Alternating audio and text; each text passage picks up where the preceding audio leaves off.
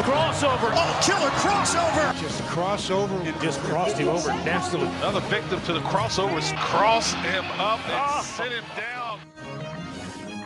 It is time for the crossover. It's brought to you by Everlow Concrete Repair in Omaha at everlowconcrete.com. Welcome back from South Dakota. Thank you. Great faces, great places. And you can drive 80. You can, and it's encouraged. Yes. Oh.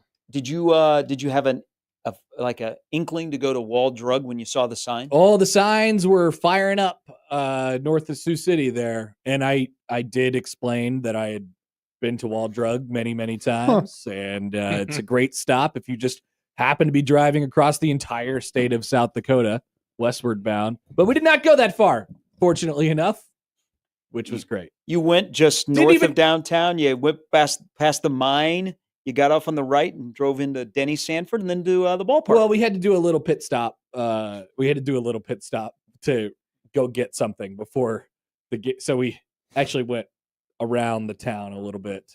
But lovely, lovely city. What was the crowd like there last night? There was 12. No, there was a South Dakota State fan. There was one fan, and then there was probably 15 or so Creighton parents that made their way up. So 16 people. You and Glenn. Once it was pretty clear that Creighton was the much better team, you guys were in like, all we need is outs. Hey, I'm just thinking, counting down outs. Number one, is there a run rule? Is it in effect? And number two, can we get there? It got a little scary in the 7th because they're up by 11.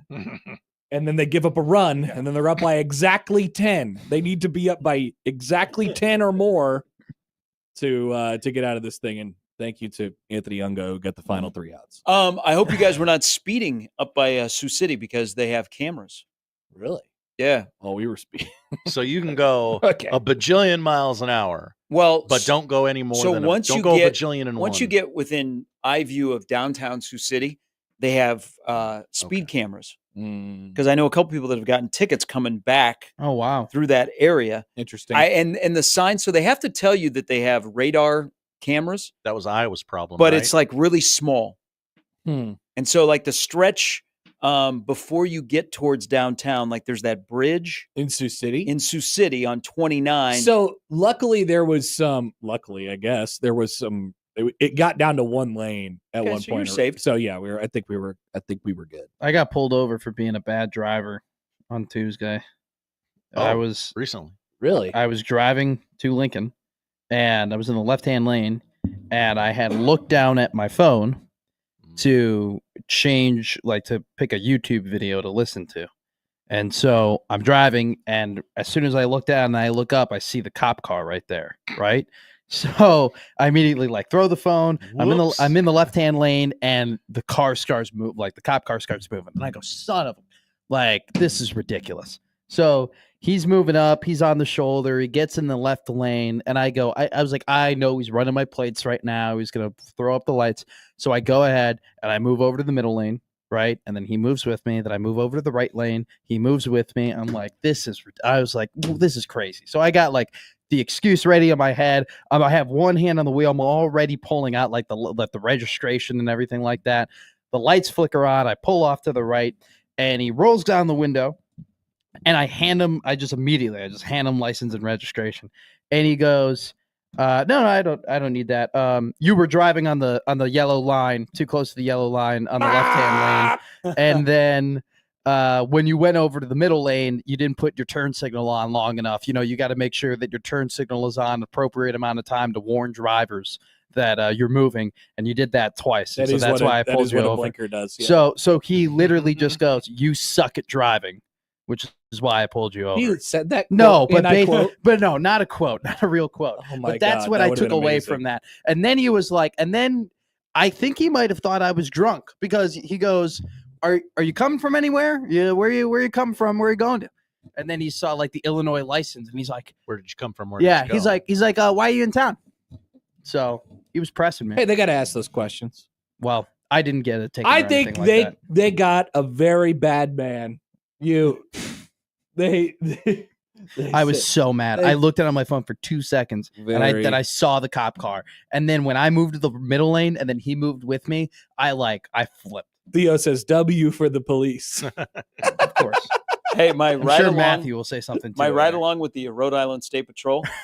If you have a funny, cool cop, he will mess with drivers. Like he'll follow them and be behind them. That's good. And so just to see if they panic, That's good. like when he would escort us from the hotel to the arena, he would do that. Really? Now, his lights were on, but he was waiting to see if the person in front would get out the way or they'd do something tricky. So I've often thought about that for cops, like when they're just driving down the road and they have no intent to pull anybody over, or they're just trying to get where they're going next.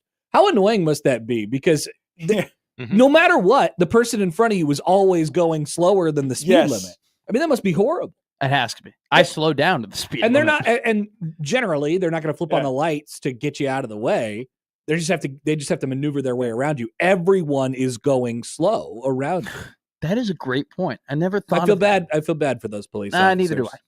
I. No, I No, don't. I do feel bad. No, I don't. I do feel bad. I would like to ask our police friends, and there's many of them, State Patrol and local police, like when they're doing radar checks and where everybody is flying, and all of a sudden you see the cop and everybody hits their brakes. Yeah. Like they slow down, and so they slow down in front of them, and you don't make eye contact, and then once you're by them, you speed up again. Yeah. So my dad, It's an unverbal message. Yes. I don't know if this is true, but my dad told me, he goes, if you are going, like if you're going and you're approaching a cop and their radar is on, when you start to brake, apparently it like ticks the radar off a little bit, or it warns that, hey, this guy's slowing down.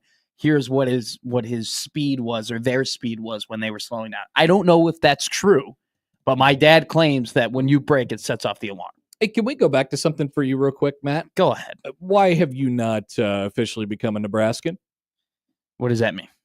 You have an Illinois license?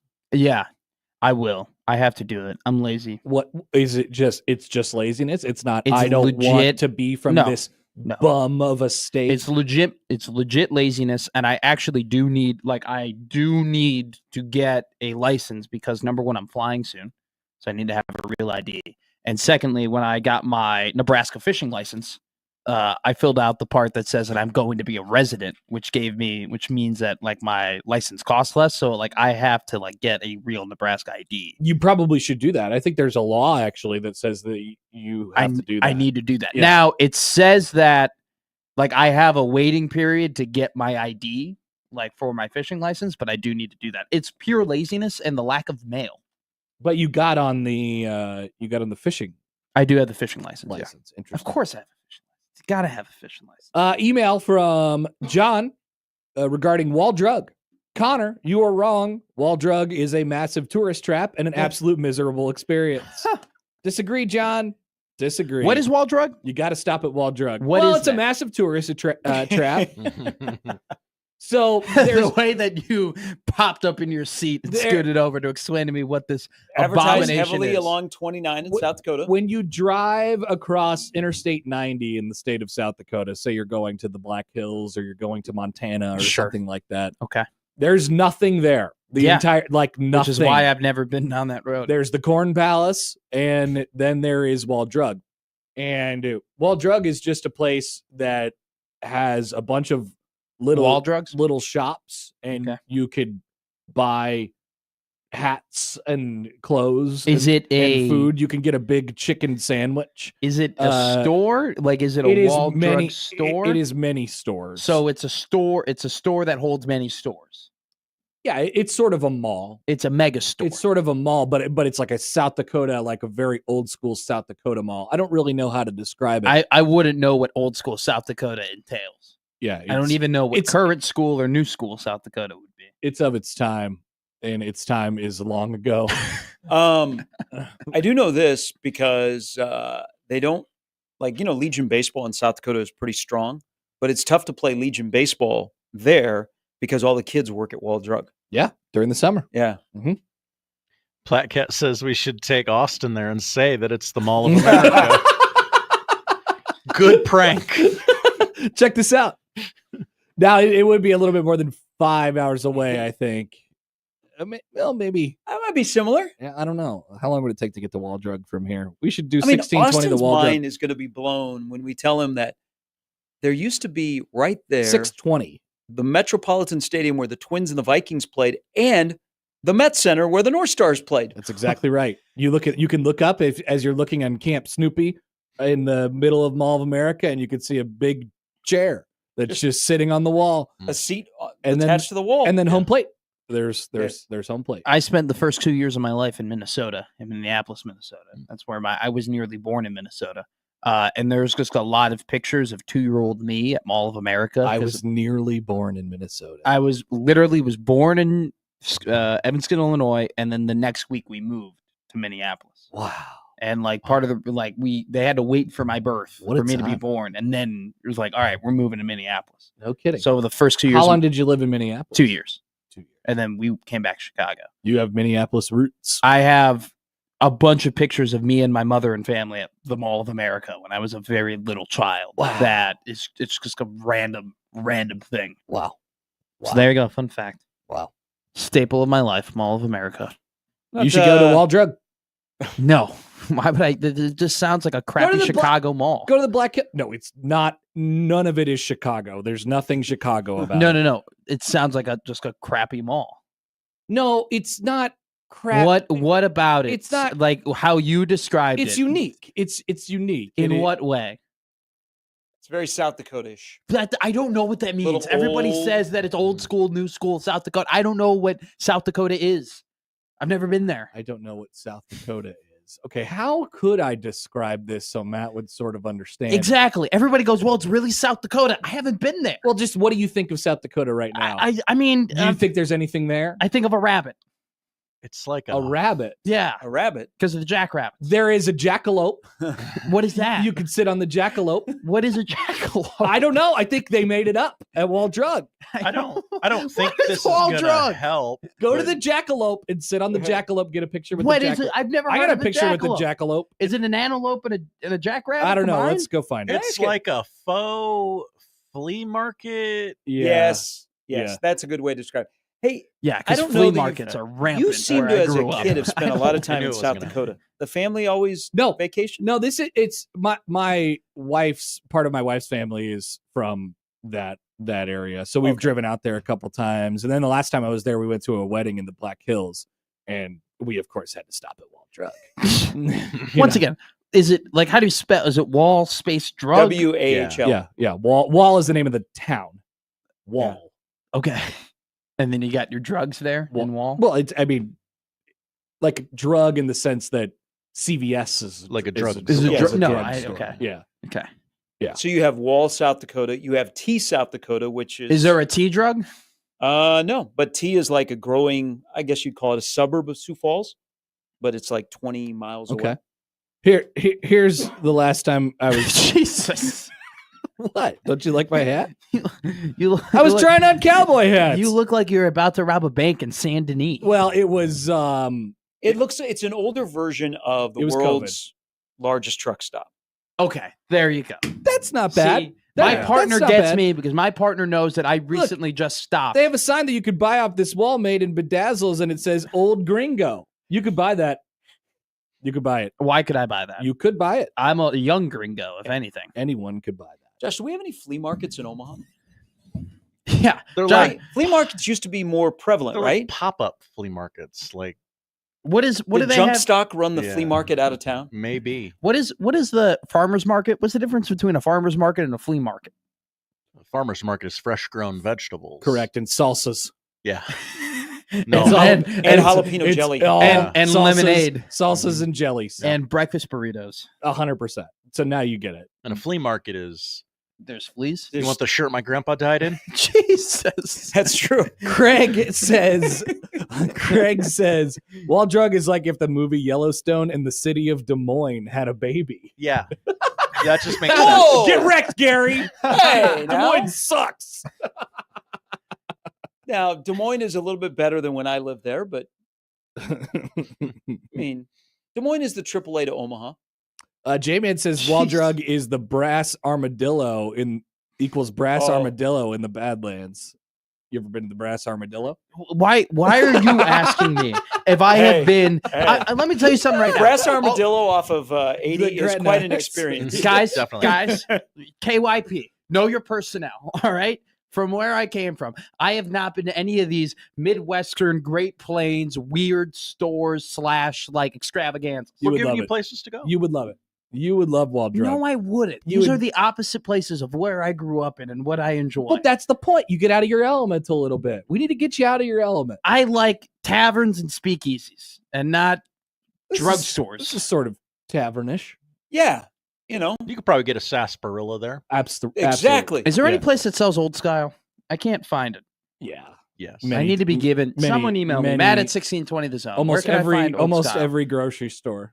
No, but there's a difference, Connor Happer. There's a difference from You want just it on buying. tap? Yeah, I want it on tap. I don't think they I've have ever much seen of it on that. tap. Yeah. Well, maybe in a can then. I would like it in a can from a bar. Cans from a bar taste different than cans from your fridge. Another description of Wall Drug from the 402. It's a souvenir stand that is huge. See, that I get. It's a That I souvenir stand, but understand. just bigger. It's a big souvenir stand. Yeah. That's great. Okay. You But- should go. It's only 6.5 hours away. But like when you're driving to Sioux Falls, they have the little sign on the right side of the road. You would think it's like this amazing place. Uh-huh. You get signs for it for several hours. Several hours. Really? Wall Drug only 287 miles ahead. Like- So, email from John. He goes, "It's not a mall. It's a bunch of stores selling crap, and it has an Old West theme." Yeah. Yeah. There you go. That's It's the probably Brass pretty good. Armadillo. I liked the world's largest truck stop. I was a big fan. Well, Connor stopped at one of my favorite truck stops, but unfortunately, Caribou Coffee was closed. So They were the closed. They exit closed to go at to 8. Vermilion, Yeah. in South Dakota off 29. Once you get north of the border and you get into South Dakota, that's a great truck stop. Yeah. All of the things they have there, We they were have a Caribou Coffee, a we- standalone. yeah. Hello. And that was the exact reason we stopped too. The person, Glenn, who I was riding with, says, "I love Caribou Coffee. I have to see if it's open." And it wasn't. It closed at 8. We rolled into Vermilion a little short of 10, which was nice. Yeah. Last night. It was, 7 innings. Great stuff. But no, it was not open. So we got a Mountain Dew. And then, Classic. yeah. They had the subway, I think, was still open in the Vermilion truck stop. Oh. The travel, Travelodge. it's like Travel America Yeah. or something like It's that. You large. weren't in an You can't miss it. American? Okay.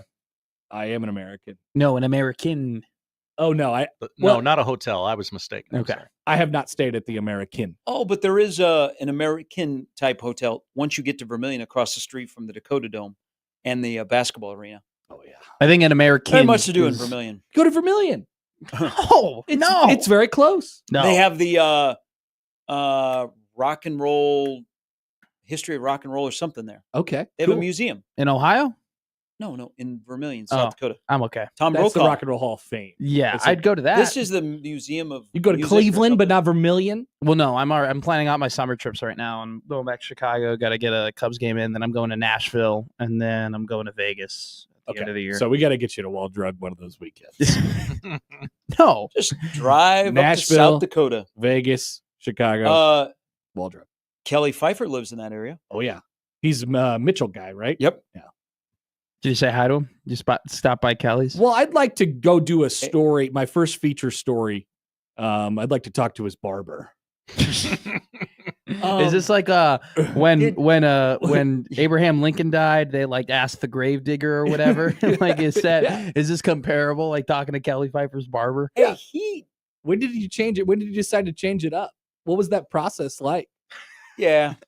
When did you know that you? Kelly Pfeiffer had a glow up, man. He decided to stop doing weird haircuts. You know what? If I had Kelly Pfeiffer in front of me, I'd go, "What is your leg day?" That guy's got big legs. He's got the Spencer Strider thighs. I guarantee he's doing some hip He thrusts. pulls a hammy. Godzilla, yeah.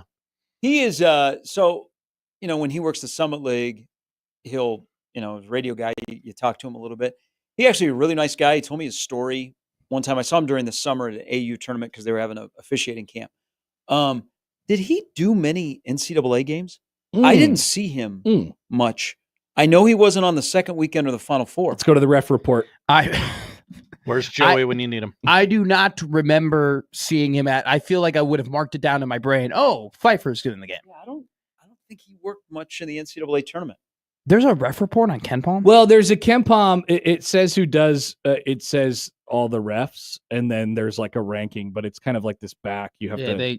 They got me again. I just paid for my PFF. Suckered me in. Yeah, Can't help it. I'm locked in on Ken Palm till January 30th. Well, I decided to go with 2026. I decided to go with the annual plan. Oh yeah, you got it. It'll So- save you. It'll save you $30. Well, $120. Oh. So it's $9.99 a month as opposed to $24. You are subscribed to Pro Football Focus. Well, it gets college football and it does NFL. It does. It Yeah. does both. Okay. I need to find an all 22 site though. I had one last year, and I will no longer have access to that all 22. Well, yeah, site. you got to get on the I heard Synergy was cracking down. Yeah, which Rough, is unfortunate. Rough, Yeah. rough for people like us. I know. I need Yeah. all 22s, man. I agree. I need all. Yeah, definitely. You got Josh's that. free time Yeah, you watches got- that. You got that right. I dropped my Summit League Plus, so I had a little bit of cash to spend. So I decided to go with the PFF. Who we looking for? Kelly Pfeiffer. It's KELLYPFEIFER. Kelly Pfeiffer. He did. Country of origin, I believe, is German. He did one NCAA tournament game this year. That's wild. Akron and Arizona. Oh, who could forget? That was in Seattle. Just one. I don't know. He how- didn't even. yeah. They didn't even have him double up for the round of 32. Did he get hurt? Yeah. I don't know. Maybe Get maybe hurt. blew a hammy. Well, he might have got hurt Yeah. Shoot. Oh. because he would be a guy that I don't think you just work one game on a weekend. he did the Summit League championship game. Yep. And then 2 games of the Big Ten tournament, and then just one NCAA tournament game. Should ask him. Interview him. How are you recovering from your injury? Yeah, we'll do that when we talk to his barber. Yeah. He also did the very famous 116 to 114 double overtime Nebraska Ohio State game. Oh, who could forget? Yeah. About that call. Remember when the Oh, guy which slammed one? the ball on the floor and he didn't get a technical? Which and one? then a couple weeks later, somebody did the same thing, and they did. They got a technical. They got a technical. They got a technical. Didn't Hunter Salas get thrown out like not Hunter too long after Salas? that? It was a Wake Forest ACC game. I'm not saying that. Oh, counts. I have no idea. I don't Pretty know. sure Hunter Salas got ejected. There's a little scandal going on. There's always. Matt Barnes has leaked an audio saying Shaq was paying top dollar to get dirt on Shannon Sharp. Oh, hello. Well, we are not talking about Shannon Sharp. Can I No, just we're say, not talking. We're can talking I- about Matt Barnes can and I- Shaq. And Can Shaq. Can I just say this real quick? I Matt- have a take on Shaq, but go ahead. Matt, I have to take on Matt Barnes. All right. Okay, Matt Barnes will disappear for like 2 or 3 years at a time, and then he will reappear. He does and a it's podcast. and it's never him like getting arrested or him doing anything in that. It's just him talking crap or him like exposing things or him just like doing ridiculous actions. And He's you're like, the oh my Jose God, Matt Canseco Barnes. of the Yeah. NBA. Yeah. Like it's just like him all of a sudden, like Matt Barnes is striving to go and beat up Derek Fisher. You're like, oh, well, Lord. He's always threatening to beat somebody. He's else. always trying to Yeah. fight people. Yeah, that's cool. But he'll go away. You won't hear a word about him. That's a good. And then bit. he'll pop up and he'll be like, Matt Barnes is in a fist fight, you know? Yeah, the fight never happens. It never happens. Yeah. But he's in beef. Okay, so Shaq. Yeah. So I'm watching Inside the NBA last night. It's past midnight, and the best. I just found myself chuckling on my couch because Shaq does this thing where he doesn't really bring much to the table in terms of analysis or anything. No, like they that. don't. And- Neither of them do. And Chuck is funny and whatever, but it's not about that. The show's not about that. So it's about the little things that they do. The funniest thing that Shaq does is when the camera goes single shot on Shaq and he's about to say something, he will slowly raise his pointer finger up to the arch of his nose and push his glasses up. That's how you know I'm smart. Yeah. It's the funniest thing ever to me. I don't know why, but he's getting it's like how you know Shaq's getting ready to say something. He'll just slowly bring his finger up, say the one thing, and then Dude. and then it's over. It's amazing. Superstars got to be superstars. Thank you, Shaq, for doing that. That's Jonesy. all the analysis they bring. All the analysis they bring is your superstars have to play well, and if the superstar doesn't play well, then he's a bum, and we shouldn't call him a superstar. And then the other thing, though, Kenny will bring up a coaching point, and then Shaq will be like, coaching doesn't matter. That's right. That's all they talk about. It's about the players. Colin. Oh no. There's no way. Colin White Plains, by the way, has a good rundown of Wall Drug. You guys are bearing the lead on Wall Drug. It is a semi-historic site that is turned into a tourist trap. It got its start as one of the last places to get supplies before you entered the Badlands. They promised free ice water as a way to get travelers going to the gold rush to stop in. They eventually had roadside signs as far east as New York. And it became famous during a period of large migration. It has become a rustic tourist shopping trap nowadays. That is a really good rundown of what it is. Do you have a better understanding of Wall Drug? Yes. You know what? No sarcasm. I do now have a better understanding of Waldrop. Okay. Now you should go. How far is it? 6.5. Yeah. Not in your wildest dreams. I make a weekend out of it. Yeah. Go play golf. And what? What am I going to do out there? Go to the Black Hills. And play golf? Yeah, you can gamble. You They can got do a a big lot. casino out there. Yeah. I can do all of that here. But not in the. But we don't have the Black Hills. Yeah, not like we you just can have in the the Black Sand Hills Hills. You go to Mount Rushmore. Oh, you're going to say something bad about Mount Rushmore. How dare you? Why don't you just go to Sturgis? Yeah, Sturgis. That's right up there. You'd fit right in. Guys, thank you. Josh, Whitefish. point proven.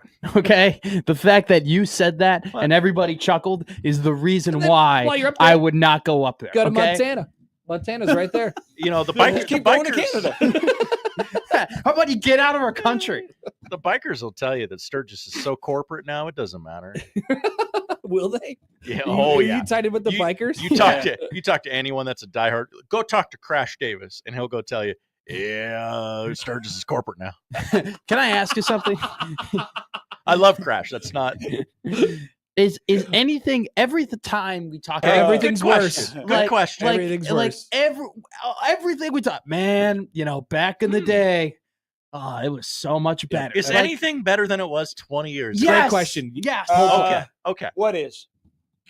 There's got to be one I don't thing know we can anything think that of. like even I mean I went on a rant 2 days ago about how I used to like the draft when it was in Radio City. Sports are just across the board worse. Exactly. Like what is Commissioners better? are bad. I remember when commissioners used to be great. Remember Bud Selig? He was awesome. Do you remember like I love that. I love Bud Selig. do you remember when we didn't know Remember the any- All-Star game? At the All-Star game, they used to decide home field advantage. Exactly. That was fun. And then they tied that one time, and everybody got really mad. Do you guys remember the food pyramid and it told you to eat like 7 grains a day? Yeah, and now then- all we know is that grains are terrible for Michelle you. Obama But ruined it. But food was a lot better back then, and everything was cheaper. Platcat says, mental note, ask Sipple about Sturgis tomorrow. Great. Yeah. Save that. Got to remember that. Got to write that down somewhere. Mm-hmm. But is anything better? What has improved over the last 20 RDJ years? fans, Sturgis, corporate. Movies are worse. College World Series, corporate.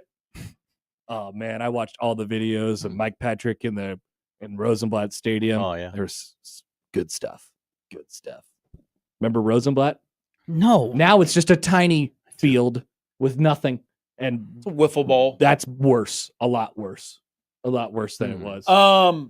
Cameras are better. Recording devices Okay. are better. Okay. Yeah, but is it better that we have the ability to do But this? you Yes. but you even have people who are like buying now Polaroid cameras How about and like this? buying they're old cool. cameras. Exactly, because they're cool, because they were better. I got one. I think my phone takes a better picture than my Polaroid. Kenneth says Creighton basketball.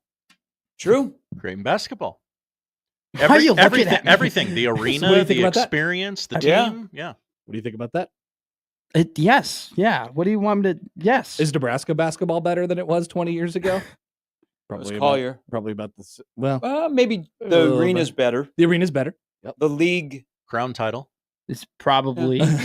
Jeez. which our state legislature will not acknowledge. That's They sell beer Well, at they're the going on a games now. tour. The crown is Crown. crown trophy. Gonna Yeah, go on they're, a tour. they're going high V to high V. That's smart, actually. Those high V Smart play. samples, I'm a big fan. I had my first run around at IV during the weekend to have some samples. It's quite great. I had some like pulled pork, tastes pretty You've good. been here how long? But I don't go shopping on the weekends. Okay. I'm not a weekend shopper. Okay. I go like I will go to. I guess you got the middle of the day to go. Well, I go to Yeah. High V right after the show. Like today, I'll go because they have the steak special, but it's now $12 as opposed to $10. Oh, you No. sit in there and eat? No. I grab it and I go home. Oh, okay. Did you make it? you go behind the counter. Mhm. I make my own steak. Yeah. Remember, And they make a decent. did they ever steak. they have a steakhouse ever here where you could pick out your steak and then you go cook it? I don't know that we've ever had that here. Isn't that called Korean barbecue? Well, that's a version of it, I guess. But yeah, there's places that like they'll bring you out the meat. Yeah, pick you it. choose your cut of meat and then you go and cook it. You have some assistance, Yeah, but they'll mostly cook it for you. But it's the one that you chose. Mhm. It's kind of nice. I could make a better steak than some steakhouses, for sure. Well, okay. Not like good steakhouses. What would but be bad ones. What would be a bad steakhouse? Like you could get a Like bad, Bonanza? You could get a bad Outback. You know, you could get a rough Texas Roadhouse. You could get a location. You know, Sizzler? you can get a maybe. I don't know. Golden Corral? I could definitely make a better steak with Golden Corral. For sure. Okay. I don't know if they have. Do they have that there? They have a have fountain. steak. I'm really surprised in the city of Omaha that there's only one Golden Corral. That's another thing that's worse than 20 years ago. Buffets. What happened? Yeah, They're gone. They're gone. Many people saying TV's better than they were. Yeah, I today, suppose. And Yeah, everything- infotainment. It's all systems technology and cars. texting. There you go. Yeah. Text me. Text me. Hey, question about it. I don't know if it's a buffet, but it's a Chinese place, and I just noticed it last night because I was in that area. Who hot? The Crystal Palace on 72nd is so far off the road and it's hidden, but it's always busy. Not familiar. Probably worse than it was 20 years ago. Really? I don't know. But it's like back behind. It's like where the Drover is, but you can see it from 72nd. There's a Crystal Palace soccer team. Hey, I don't want that. On the way back from Lincoln to Omaha, when you're- Crystal Jade. Crystal Jade. Yes, Crystal Jade. but it sits back off the road, and you would not know what it is, but it's always busy. Those are the best ones. so on the way back from Lincoln to Omaha, when you're getting on the highway, you're on what, like Cornhusker Highway there before you like merge on east toward like Superior, and then you go toward Omaha. Are you following me here? I am. I don't know why you take that way, but sure. Okay. 56th. Well, I'm just coming back from the stadium, so I just come down Arena Drive, and then I do that little like left-hand U-turn type deal over to Cornhusker Highway, and then I merge on there. Regardless, doesn't matter. I don't know why you take that way. Okay, cool. Does not matter. There's a place that I passed called King Egg Roll. Egg Roll King. Yes, Egg Roll Egg Roll King. King. Yeah. I had that a couple weeks ago. That's How- Connor Happer. Is it? Oh, is it's it? bad. It's bad Oh, yeah. It's bad. Yeah. It's really bad. because Gary knows. It's bad. No, it's truly horrible. Because Gary knows. Yeah. I love egg rolls. Egg rolls is my favorite form of Chinese food. That's and not the place to go in And Lincoln. it says Do best egg rolls in town. That's right. And I'm like, They're well, lying. I'm kind of like Elf, the world's greatest cup of coffee, right? Like, if you just tell me you got the best, I want to eat it. So I figured you would. So don't go there. I went there after we played at Nebraska at Haymarket Park a couple weeks ago, and I got a big pile of chicken fried rice, Yeah. and it wasn't good. But you didn't get an egg roll? I don't know how you mess up chicken fried rice. How did you not get an egg roll? Well, I didn't need an egg roll at that point, but I've had the egg roll before. It's not anything special. Okay. Well, I was really hoping you were going to be like, man, that's the spot. And there's no accountability for places that say the best egg roll. Yeah. right. Well, I know. Or- You can just say stuff. Yeah. But you're Yeah. going to get me in the door if you tell me that you have the best anything. Um, If you put on your panel best blank around, I'm going to go in there and I will order that. Somebody just asked Kendall Rogers his favorite place to eat in Omaha. Oh, Drover. I wonder what he said. Yeah. He said Yeah. the Drover. Because what was the year? Was it 2 years ago? There were all the rain delays, like multiple days. Mhm. He ate there 7 times. Those Yeah. guys are crazy. He They also go to said they go to M's the- Pub and Gather. Interesting. Gather. I don't know. It's in the old market. I do not know. Oh, I don't know. I've never heard of that. Okay, Kendall. Let's go. Maybe we need to hit up But Kendall for they our Omaha yeah, Rex. they love the Drover. Like when Kendall had a bad day, when the Drover caught fire, He did. he was like, "Is it gonna?" Didn't we all? Are we okay? Yeah, he was like, "Is it Yeah. gonna last? Is it gonna come back?" And guess what? It did. And now D1 Baseball's expense account in the middle of June has all these trips to Drover. The Drover. They actually, one time there was going to be a rain delay. He left the ballpark. Him and Fitty drove to the Drover, had a steak, and then came back. And the game had been like going on for 10 minutes. Yeah, those guys are nuts. Yeah. I was like, you live in Houston. You're a Texan. You don't have steakhouses like this? And he goes, nothing like the Drover. Jeez. I love Put the that on a College t-shirt. World Series. They should sell that. All right. I mean, it won the Omaha Food Fight title, so that's true. he must have heard. I think he voted. It's a good place because they have the salad bar and they have the coldest salad plates. That is important in a salad bar. Yes, it is. Underrated. I think he stuffed the ballot on the Omaha Food Fight. Yep. Probably. Did he also do the what is it? The best of Omaha? Oh yeah. He's a voter. he's a voter. All right. See you guys later. Bye, Connor Happer. That is the crossover, powered by Every Level Concrete Repair in Omaha at everlevelconcrete.com. It's Thursday. We'll start things off next. That's the crossover. The Connor Happer Show is next on 1620 The Zone.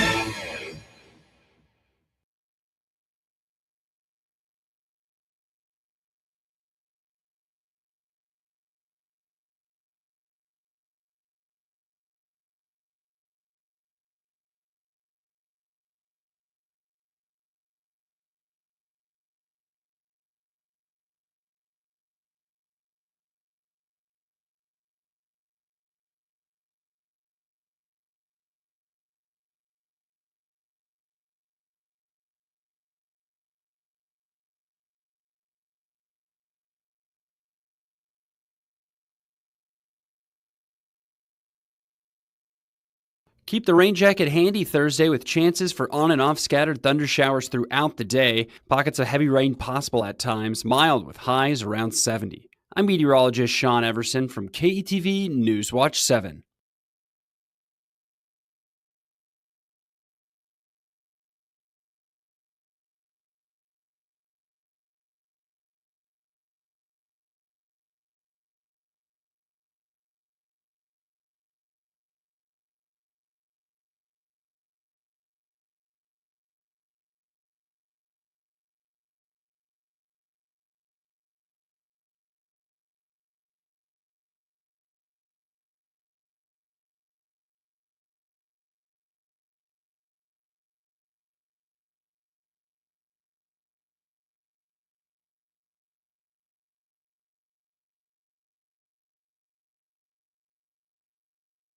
Spring has sprung, and so has the color at Lanaha's Garden Center.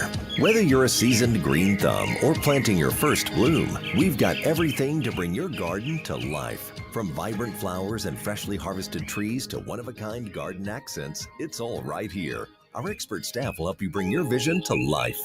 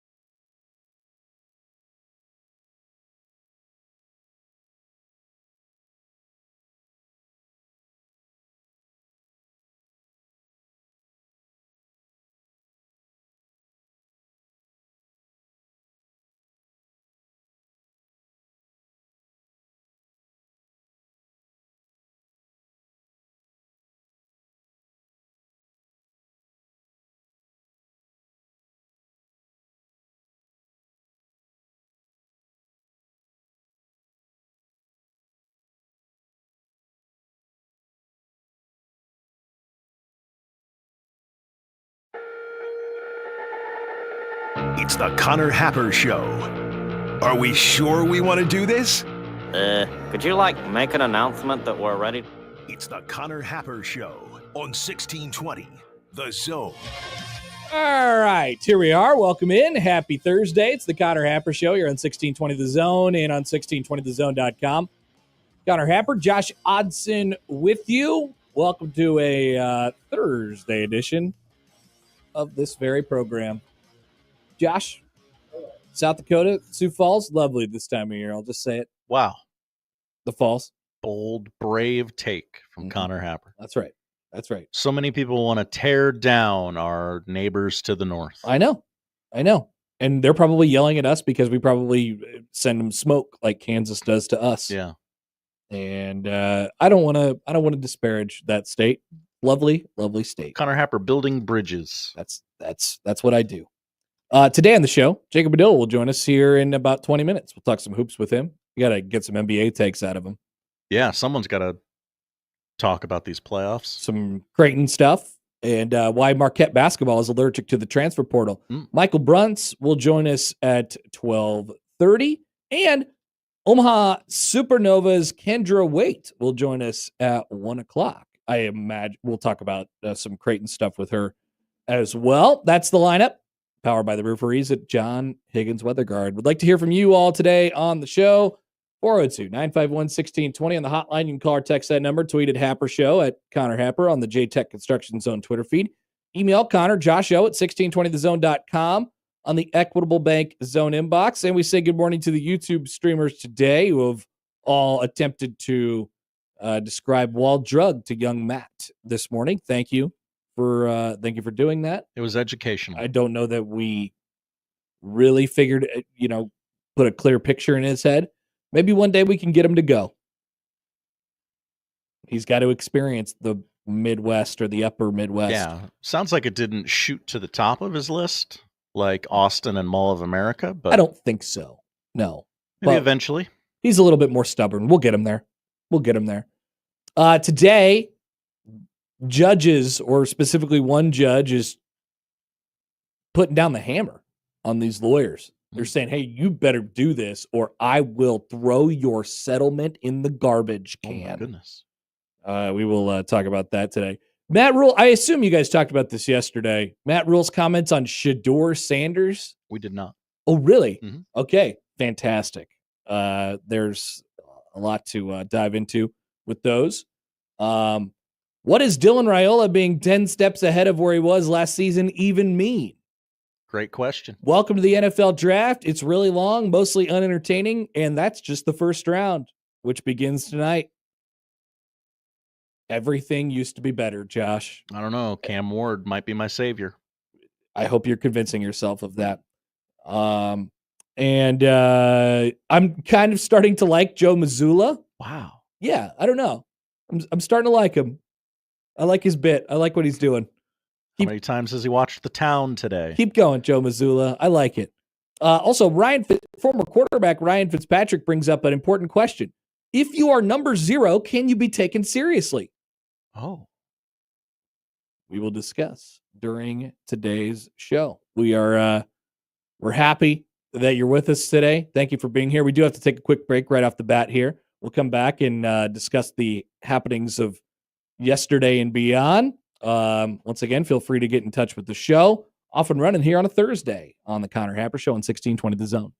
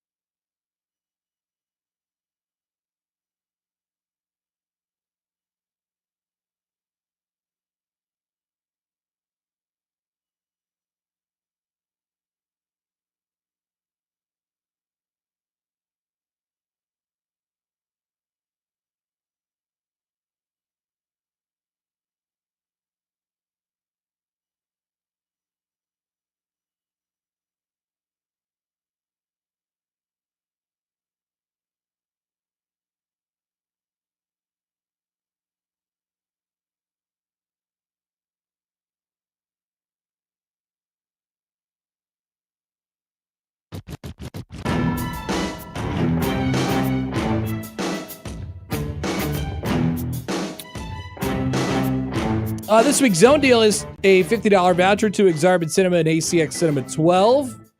$50 in movie concessions. Because the movies aren't going to be good. So why not stuff your face while you watch a bad thing? What are you talking about? I did both. I watched a good movie and stuffed my face this week. You saw Sinners? I did. You had a high review, I saw. I did. I don't know. That might be the one that gets me back to the movie theater. Whoa. I'm not sure. Well, it's not my review. It's Haley Steinfeld that's going to get you back to the movie theater. No, I think I like seeing good movies, well thought of movies. And if enough people tell me that I need to see the movie, there's a better chance that I'll see it. Although it didn't go that way with Top Gun Maverick. That's right. We can break him down. This week's Zone Deal, $50 to Exarban Cinema and ACX Cinema 12. Movie concessions, snacks like popcorn, candy, nachos, hot dogs, pizza, pretzels, ice cream. And you can wash all that down with a soda or a water. John will have $50, I believe, for free today, or you can find it half off tomorrow at 9 at 1620thezone.com. I want to get through a couple emails. First of all, help me make sense of this, Josh. All right. Extra work from John here on the Equitable Bank inbox. Yeah, we do a lot of that. Just a heads up, Connor, you might want to pick up a little extra work to make ends meet. Josh and Austin decided to go commercial free for a while yesterday. Is this true? A while? Yeah. Yeah, we did a little power hour. Oh, cool. Yesterday. We did a 51-minute long segment. Nice. While we got the internet back up and running. All right. Mm-hmm. Just super serving the audience. We thought we'd try it while you were gone. I apologize for not being here for that. Well, no need to apologize. I don't know that I have 51 straight minutes of takes in me, but I guess Austin does. We did about 3 segments in that time. You just piled it in. Yeah. Good job by you. Took some natural breaks. Here's take about the draft from Aaron. The draft is way better that it's at these places that can't ever hold a Super Bowl. A place like Green Bay, that's the biggest thing that they will ever get. You could argue that the draft takes are worse and insider stuff to tear or bring up players is worse. The actual draft, it's pretty awesome now to see a city essentially get a giant promotional video to show off. What? That's what Aaron says. Hey, stand here during this press conference. No. Well, what do you mean? What are you saying? Why? I can clearly see that people go to the draft. People attend the draft. I don't know why. People are sickos. They do this in cities where Kansas City might get a Super Bowl if they get a new stadium. Something to do. Nothing to do in Green Bay. Might as well go to the draft today. That's Aaron's point. You know, these cities get to really show up and show out, and because they're not going to get a Super Bowl, they're not going to. You know, it's a major sporting event. I guess a lot of people from here hustled down to Kansas City because the draft was in town. Again, I don't know why. It's just so long. It's not a show. Even the first, I'm not talking about the length over 3 days. I'm talking about like the first round tonight. Why does that need to last 4 hours? I mean, I suppose you could make the argument that it takes place in the absence of other things taking place, and whatever live program that we have to offer during this period of time is going to be better than the alternative, which is meaningless NBA playoff games and early round NHL playoff games, I suppose. But I don't know. The draft is just probably, I don't know. It's just not for me. It doesn't seem like it's for me anyway. I mean, now it's where is the draft? Green Bay. It is in Green Bay? Yeah. Oh, all right. It's a series of recorded phone calls for social media now. Yeah. And then, of course, we have had the emergence of, over the last couple of years, of the hyper awareness to the backgrounds of these players and all the adversity that they have fought through, which makes for a good story. But for a viewer and a listener, it is a little bit nauseating to go over and over. It's like, well, this guy grew up and he didn't have a place to live or something like that, or this person lost somebody important and very close to him and a mentor or at an early point in his life, and they're Travis doing Hunter's this. dad's going to be at the draft. They're doing this.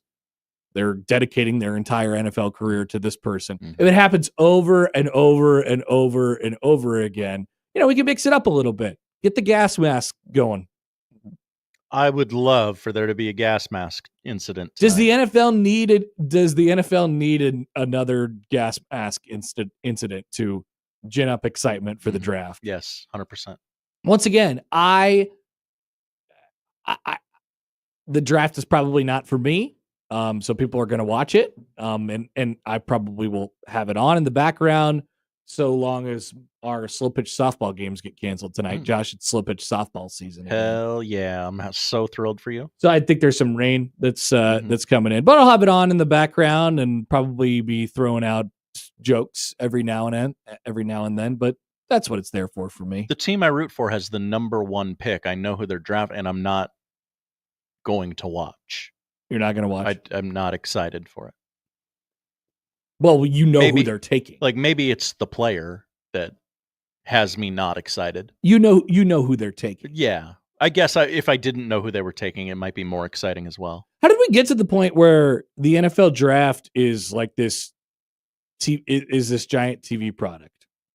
Not everything needs to be a giant TV product. Also, why does it take so long? I think it would be better television if everyone only had 4 minutes. Yeah, and they actually stuck to it, and they didn't. Oh, the clock ran out, but the pick's not in. So what's happening now? Hey, we got 4 minutes. We need to. No big board. We only got 3 guys on this board. I do like the draft. I know there's been a lot of talk this week about the draft. The pick is in jingle. Yeah, that's cool. That brings back some like that. That makes me evoke some sort of emotion.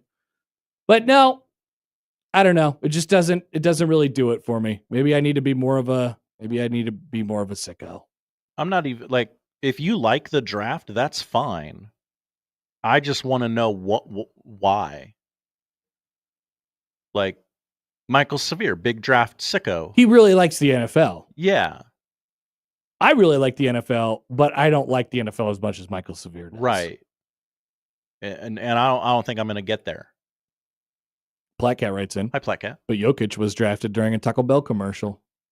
See, that's what I'm in this for. That was funny. Memes. Yeah. Content. Give me the gas mask. I liked it when, who's going to be the idiot tonight? There's always an idiot of the first round, an idiot team of the first round. Who's going to reach on somebody? And there's been a lot of conversation about Shedeur Sanders over the last 24 to 48 hours. Fascinating stuff. So we'll get to that as we go on throughout the show today. But happy draft day to those who celebrate. Congratulations to you. Yeah, it's finally here. It's Thursday for me. What will the national sports shows talk about after this? It's simply the day before the big Villanova series for me this weekend. Yeah. Wildy Cat is going to be in the house. They're going to try and take a couple.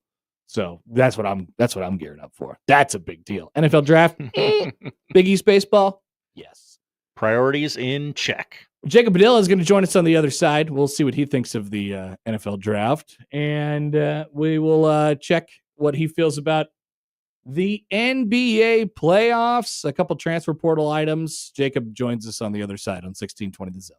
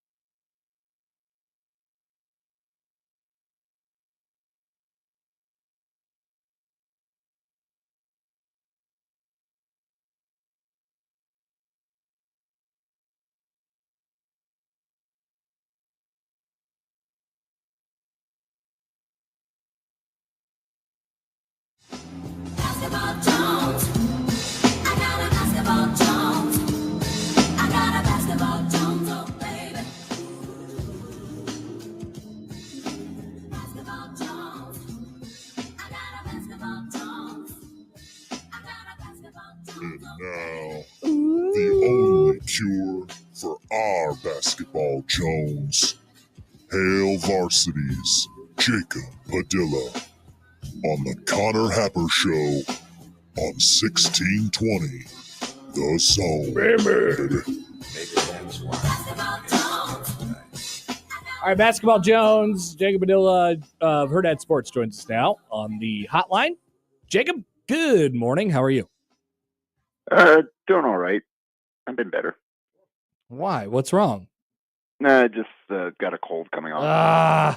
This is a classic Midwestern thing for me to say, but something's going around right now, Jacob. I don't know. It feels like something's going around. Yeah, unfortunately, I don't know how I got whatever's going around, but yeah, hopefully it'll be a couple days, get through it, and be fine. Well, before we get to volleyball, I'm just going to ask you flat right now. Who is going to win the NBA title? Probably OKC or Boston. Yeah, hot take there, but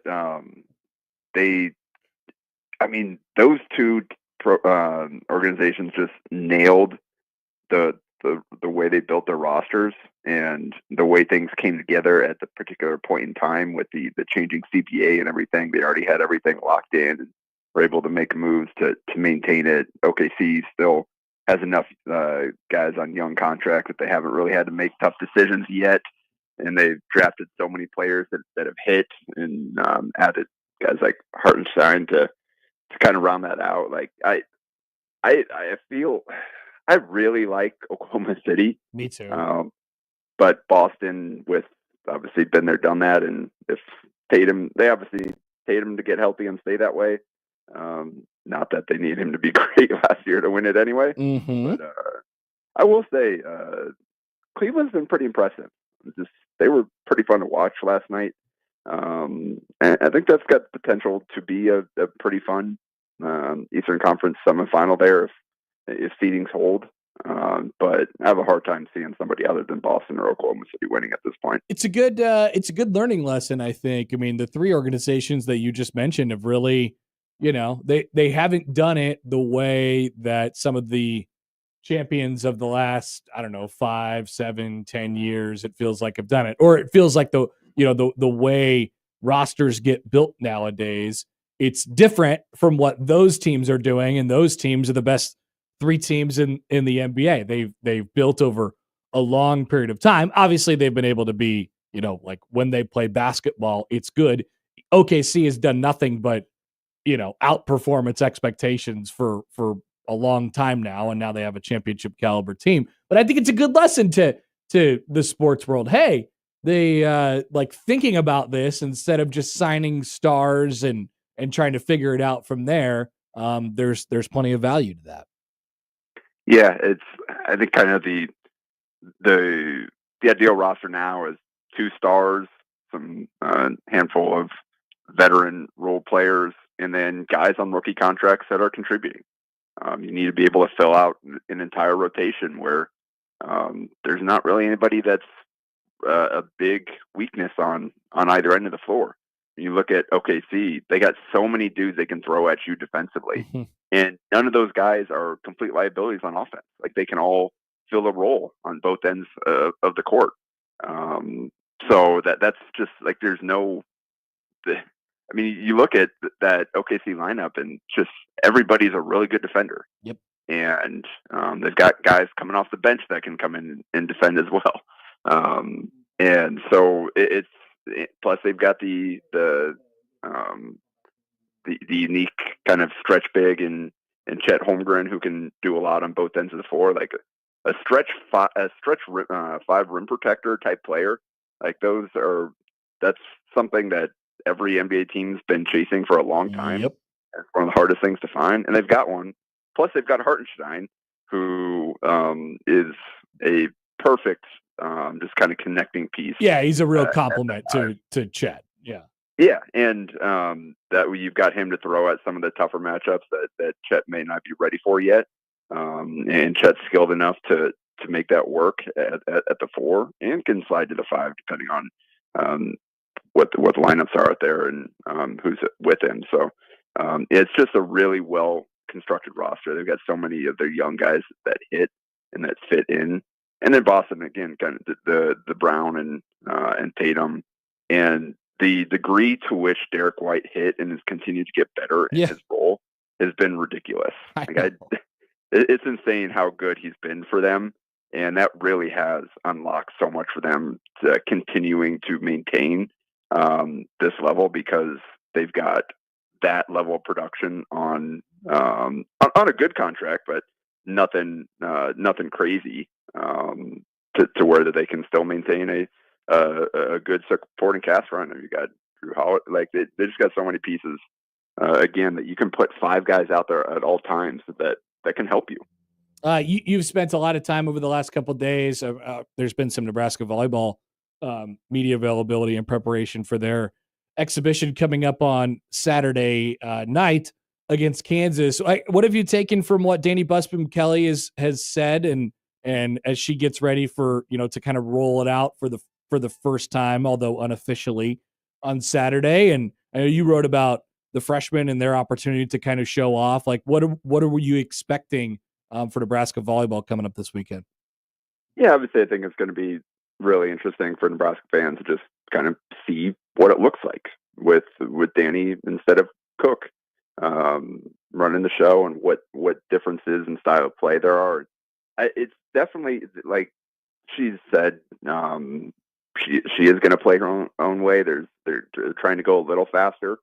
Danny didn't run a crazy fast tempo at Louisville. It's not going to be dramatically different, just in terms of the way they set and how quickly they get the ball to their hitters, and is what we're talking about there. And Cook was very much more kind of slower pace there, and send kind of moon balls to give the setters time to go up and make decisions, rather than just trying to get there as quick as possible. And I think at times maybe that kind of hurt them offensively. So we'll see. I don't know how much the casual fan will be able to tell the difference from that standpoint.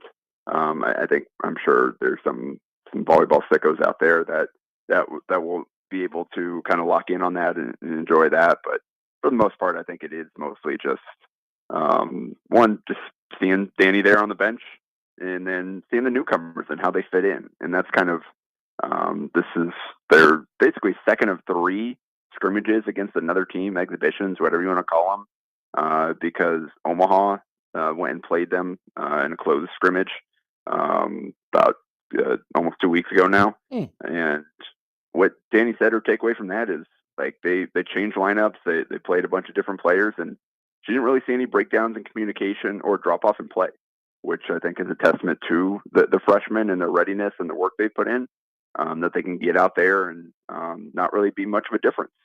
And obviously, Omaha's a good program, not necessarily what they're going to be facing in the Big Ten, so it's a little bit different. And then once you get out there in front of fans, the nerves hit you a little different. So still another test here for the freshmen to face. But seems like Nebraska may have landed yet another really talented class who's ready to make an early impact.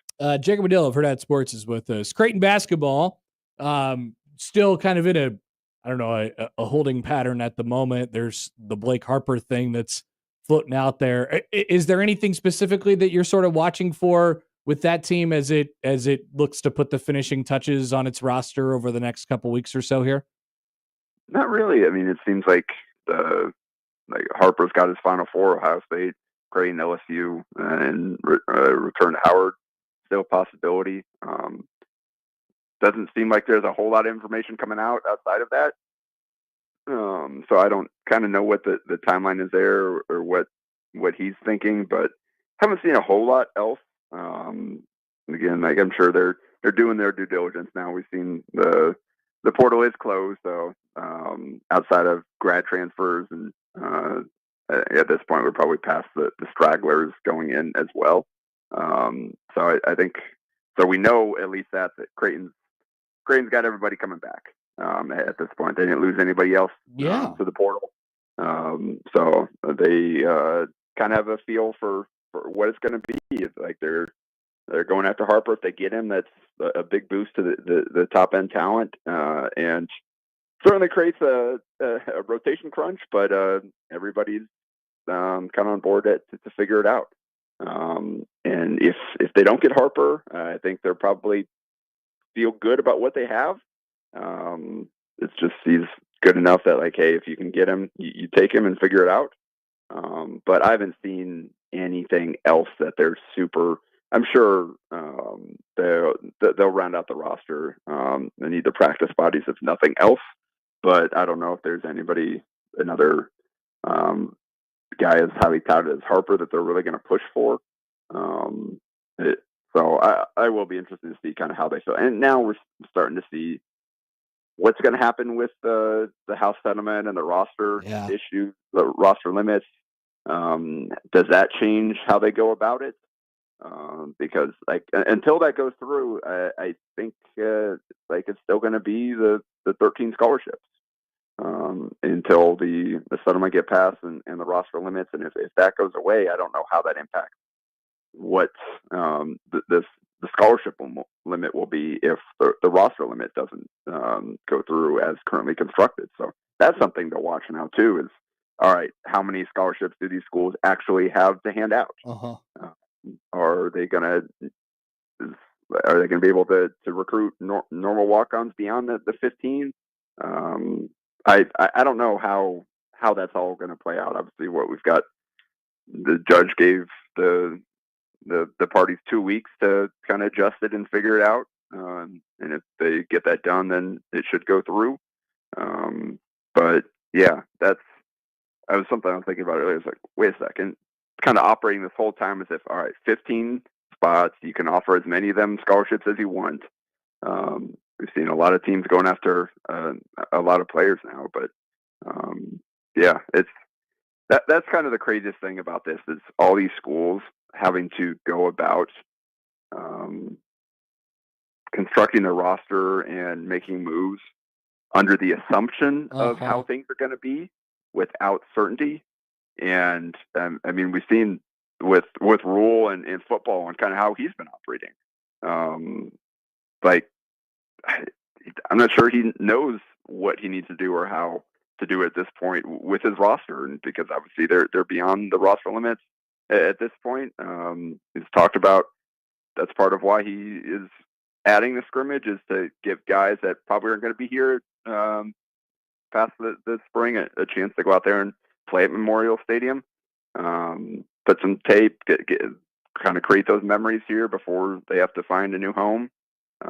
But at this point now, I mean, every week it seems to be changing. So credit to these coaches for operating this way. I don't know exactly how you go about doing that, but that's why they get paid the big bucks, I guess. Hey, speaking of not knowing what anyone is doing, how about that rash of seniors who entered the transfer portal right before the portal closed the other night, specifically in basketball, just in case there was some sort of blanket waiver thrown over the top of like, hey, everybody gets a fifth year now. I mean, you want to talk about a curveball if that ends up coming to fruition. That would send basketball. I mean, we're talking about basketball specifically now. I mean, that would be a major occurrence for that sport going into this coming season. Yeah, that would certainly create even more chaos. Yeah, it is. I liked Jeff Goodman's suggestion. Like, I wish there was a separate portal for players without eligibility. Just like, yeah, you go just put your name over here, sitting there. Yeah. Just, we don't need to hear about you guys going in the regular transfer portal. It's got to be weird. Like fans, oh, this big name going in the portal. What? Crazy. Oh, he's out of eligibility. Then why? It's certainly adding another weird factor to this mix as we're all trying to figure it out. Like that's probably part of why we need to get this house settlement thing sorted out too, because you need to get that done first before anything else happens. And it would be pretty insane if in like July they go, oh, yep, all right, 5 years of eligibility for everybody. All you guys that are out of eligibility, you can go and play again. Like, can you imagine? I don't even know how coaches would go about operating there. And at this point, it needs to not happen this offseason. Like, too much is going on. I think so too. Yeah, that needs to be it. And then, but then if it doesn't, then you see all these players that ran out of eligibility suing to try to get to play again. Like, I get the opportunity, like what's out there financial wise and what players have the game, but like, and I understand what college basketball is becoming, but also it is college basketball still. And I feel like you've had your time, you've gotten a chance to play, just move on and let the next wave come through. Because I think that is the difference. Those are a lot of opportunities. Like, if you got guys sticking around longer and longer, that makes it even harder for the next guys coming up to find good spots. And go ahead. No, I wanted to. Sorry, you could finish that thought because I wanted to sort of move on to a different thing. If you had anything else. No, that's I'm okay with the 4 years of eligibility with the red shirt. Like, me too. That's fine. Like, we don't need to go too far with this where we completely break college basketball. I get everybody's trying to create the best situation for themselves, but at a certain point, everybody needs to understand that, hey, this still needs to exist to be able to be a cash cow for people. So don't go too far, please. How do you we'll get you out of here on this. If Big East fans have been paying attention, so there's, like a school like St. John's in the Big East who, everybody enters the transfer portal after the season, and then everybody new coming in has come from the transfer portal, and now everybody, I guess, is strong, but there's a ton of turnover there. It's almost everybody. And then we compare that to a school like Marquette, who I think has taken one transfer over the last 3 years and doesn't have anybody go into the transfer portal. They just are, they're just staying away from that. How would you characterize that approach? Because I don't think it necessarily has to be bad for a school like Marquette. In fact, they could explain it to everybody else as if it's a really good thing, and it shows that their program is strong and people want to stay and things like that. Like, those are two polar opposite approaches. How do you sort of balance that out? Yeah, I do. I like the fact that Marquette does exist that way, and that, like, show that you can still do that in college basketball. Like, you can create a situation where the players you bring in want to stay there, and you're committed to developing the guys that you have. I think that is a really cool thing to still have in this day and age, but it does put a lot of pressure on Marquette to hit on the guys that they bring in, to really for those guys to get better and better. I think it's worked the last few years because they've had Kolek and they've had Oso and they've had Kolek was the main transfer they've added, but he was there for a few years, so it wasn't a kind of filling a hole. It was bringing a guy in to develop, and he certainly developed fantastically while he was at Marquette. And Cam Jones, I don't know if they've got anybody at that level coming back. You've got Stevie Mitchell and Chase Ross and guys like that, Royce Parham and Ben Gold, I guess. Like, I don't. You love Ben Gold. those guys are all role players. I don't know if I see the potential for any of those guys to fill the shoes left by Cam Jones, who filled the shoes left by Tyler Kolek. Like, that's how it's worked. Is they've had really good players in the hopper ready to step forward and take on a bigger role. And I just don't know if I see any players of that caliber on the roster right now. So this season will be an interesting test of that, because, like we've seen, Creighton, they're continuing to build up from what they've got and adding young guys and developing and their supporting cast, but they are so very much playing the transfer portal game and going and filling holes. You lost your stars, and you're going to get guys that you hope can help fill that void, while you're continuing to develop guys like Jackson McAndrew to potentially be a future star that you can rely on moving forward. So I think Creighton's tried to kind of play both sides as well as he possibly can, and I think that's the smartest way. Me too. But I do respect the way that Marquette has approached things. Shaka obviously had a pretty good track record there. So we'll see. Maybe he sees something in the guys that the rest of us haven't seen just yet. Maybe he likes what he's got coming in from a young guy's perspective, and they'll still have a chance to remain where they were in the Big East hierarchy and as an NCAA tournament team. But I think this year will be the biggest test yet of that method because of what the talent level looks like on the roster. All right, Jacob, we'll let you go. Great stuff as always. Enjoy the volleyball this weekend, unless you're out of town with basketball, as AAU's firing up. Nope, this is my last weekend off before we got 3 straight weeks on the road. All right. So I will be down there at the John Cook Arena at the Bob Devaney Sports Center, watching the exhibition on the Terry Pettit Court. On Terry Pettit Court, yeah. Yes, you got to get them all in there.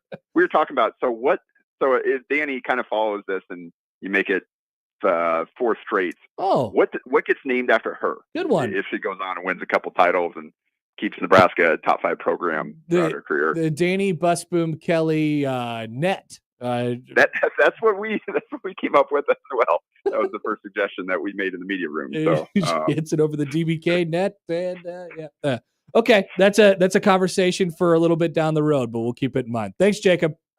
Yeah, before I go, roll Jays, go baseball. Wow. Whoa. Where did that come from? Shout out to Nick Sailors. Nolan Sailors is having a heck of a season and is a great player there. Excellent. I agree, by the way. See you later, Jacob.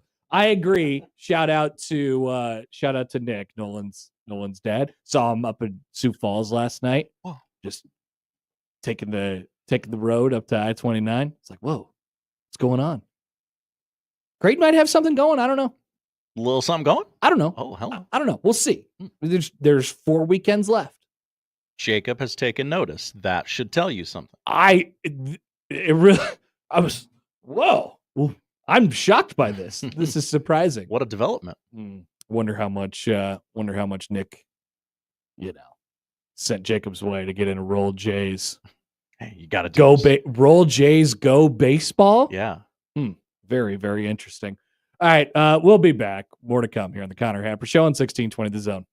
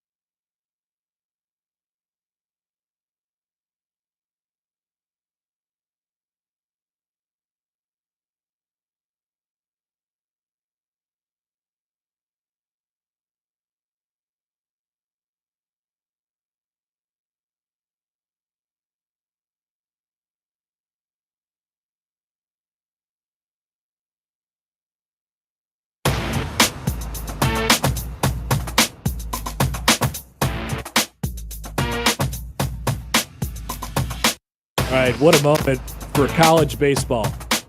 Because 5 minutes ago, Jacob Padilla came on the show and said, "Roll Jays, go baseball." Direct quote. And then a few minutes before that, Josh alerted me to a tweet from world champion Eric Hosmer. The Haas. He is of podcasting now. So remember the guy Noah Darling who did the tweet about the Big Ten baseball making the College World or whatever. He said a northern team. Yeah, would win the he's World honking for college baseball. Honk, honk, honk. It's not ringing anymore. Honk, honk, honk for college baseball. That's what Noah is doing. And he responded to one of Hosmer's it's ringing again. One of Hosmer's previous tweets, about baseball movies. But he suggested that his podcast needs to dabble in college baseball, and that his DMs were open. To which Haas responded and said, "I'm trying to go to Omaha this year. I'll give you a full rundown on the site." Way to go. Pimp it.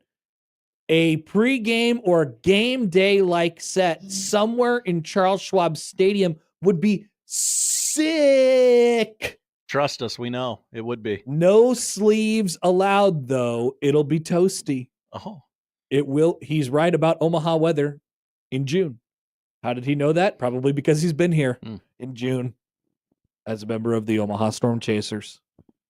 Well, I don't know if he was ever here. I'm sure he was here for a June. But anyway, get Eric Hosmer to Omaha. I've told him that the Omaha Baseball Village would be happy to have him. Yeah, they would be happy to have him. You could sit amongst all the bats and balls and gloves. If he did, would he just like to do the shows from the Baseball Village? He can have the audio and make it his podcast. Wait. So he does 1620 The Zone.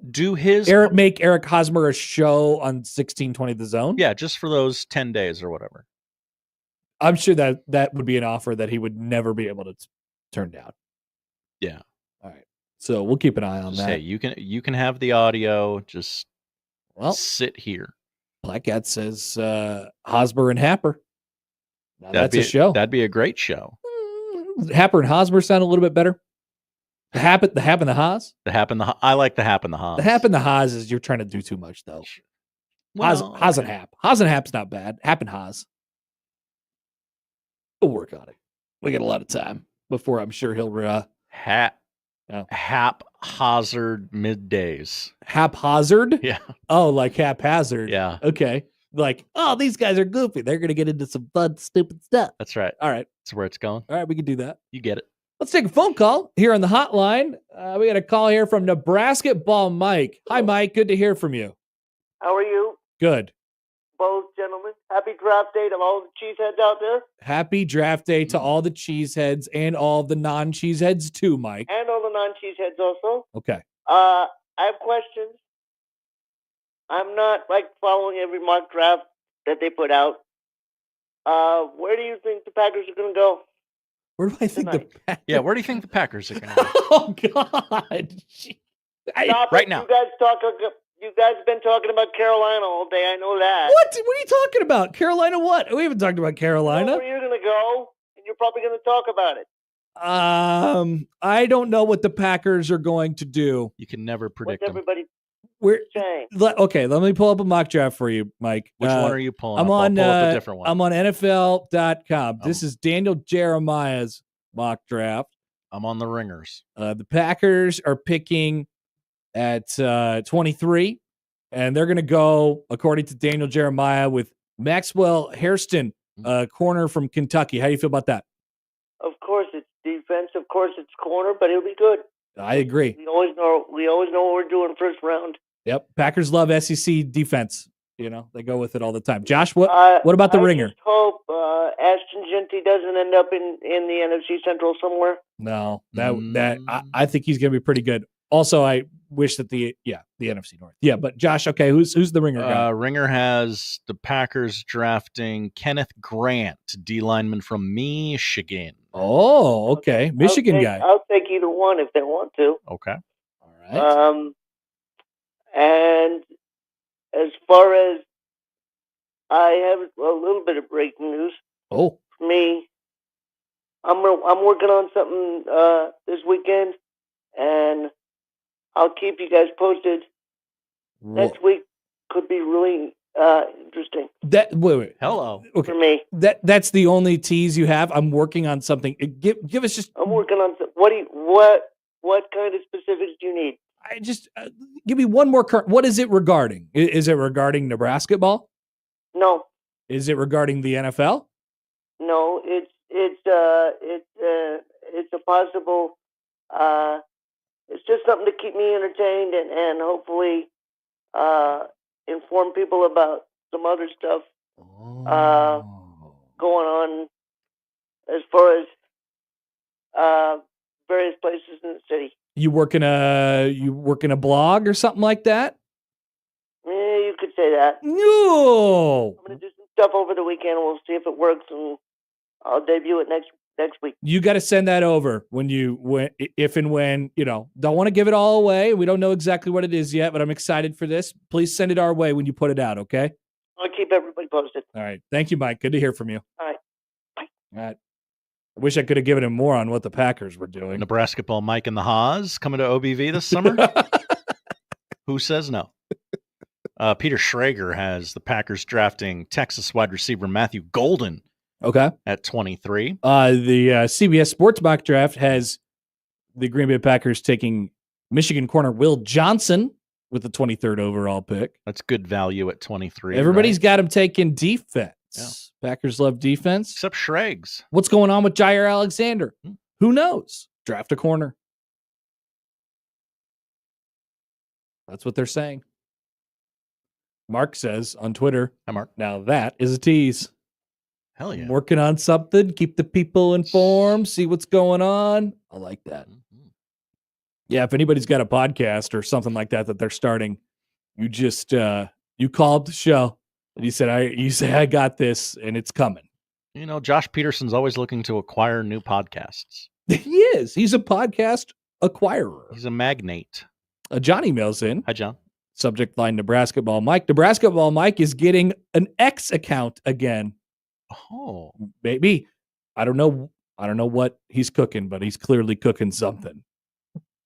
Also, I really love the bit of people calling the show and asking us things that we have to Google. Now that is a good bit. That's the one guy that called my show one time and asked who was pitching for the Cubs tonight. Who's pitching tonight? Who's pitching tonight? And I was like, well, let me look. Yu Darvish. But that goes to show you that you have fooled the masses into thinking that you are well informed about a wide variety of topics. That is true. That is true. Which is maybe our best bit of all. Yeah, I got to come clean with you guys on the air. I don't know jack about Jack. I don't know nothing about nothing. I was in Sioux Falls last night and then I was driving in a car for longer than I was probably actually in Sioux Falls. Definitely. Yesterday. We did listen to some of the show at the end, Josh, in the car. At the end? Yeah. And I was remarking once again how much I enjoy Austin. He's great. He's an enjoyable guy. I tried to get him to sign a long-term contract on the air and he refused. That's sad. Yeah. By the way, speaking of that, we were going to get to the house settlement stuff in this segment, but I know people gloss their eyes over, so we'll do that later when people will gloss their eyes over then. But we got a text earlier that said you guys botched everything. Yes. Well, outside of the next gen problems or whatever, you guys botched the I have an opinion. Well, it was not our best I have an opinion segment because why? That was right in the heart of our computer crashing. People were a little probably didn't tease it enough beforehand, so we didn't have a lot of things. Did he say it like you're supposed to say it? I have an opinion. Yes. Okay, that's good. That's usually a key. We recapped Con Air to the Moon because he didn't know about it. We built on Con Air to the Moon instead. Okay. I didn't know the name of the guy who was in The Last of Us because I was distracted. Wow. I know. It was It was not our best work. You don't get Wednesday shows back, Josh. Right. They only come up once a week. I know. Wednesday shows are the crown jewel. And they will be on the Hap and Haas show coming up this summer from the Omaha Baseball Village. Get ready. I called actor Pablo Pascal. Racism much, Josh? Well, luckily Austin saved me by confusing Eddie Murphy and Chris Rock. That's awesome. Well, I did the whole Cedric the Entertainer Bernie Mac thing the other day. I said 2 days in a row where the host has gotten black comedians confused. Well, you messed one up too. I did a Pedro Pablo one. Same guy, though. I didn't say it was 2 different guys. Oh, man. All right. We're not informed. Yep. Keep texting in and telling me the things that they screwed up yesterday. Oh, yeah. I really like to hear it. This is good. And then I can bounce it off Josh and just get a post-game interview comment from him. All right. We'll take a break here. The odd news is coming up. Game was moving too fast. The noon hour will feature Michael Bruntz, and then we'll talk about the House settlement and all of the comments that Matt Rhule has about needing to draft Shedeur Sanders. Draft him. Do it. Do it now, he says. And here's why. He showed his work as well. Back after this with the odd news, though. First on 1620 The Zone. Upon further review, the host's last statement was deemed to be somewhat comical. Somewhat. The Connor Happer Show returns in minutes on 1620 The Zone.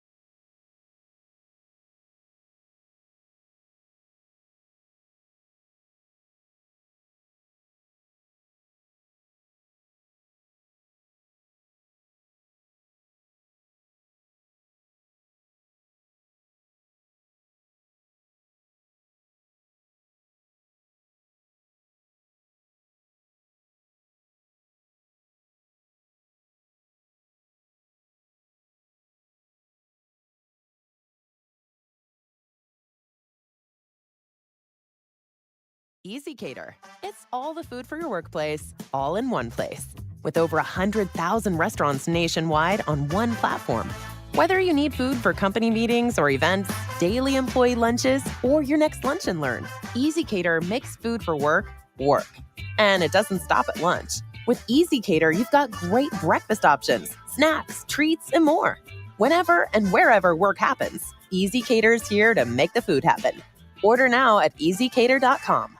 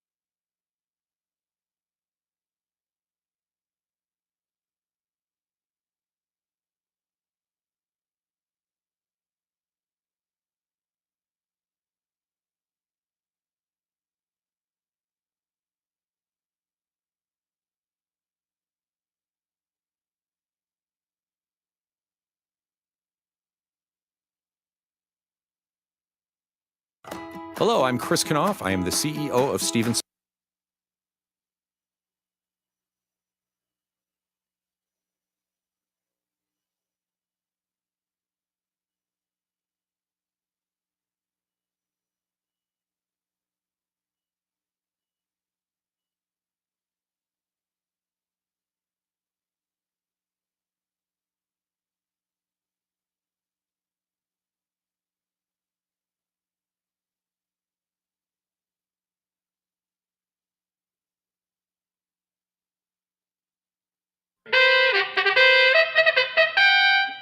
And now we've reached the point in the show where Josh Oddson reads the peculiar, the bizarre, the comical, the odd news with Oddson.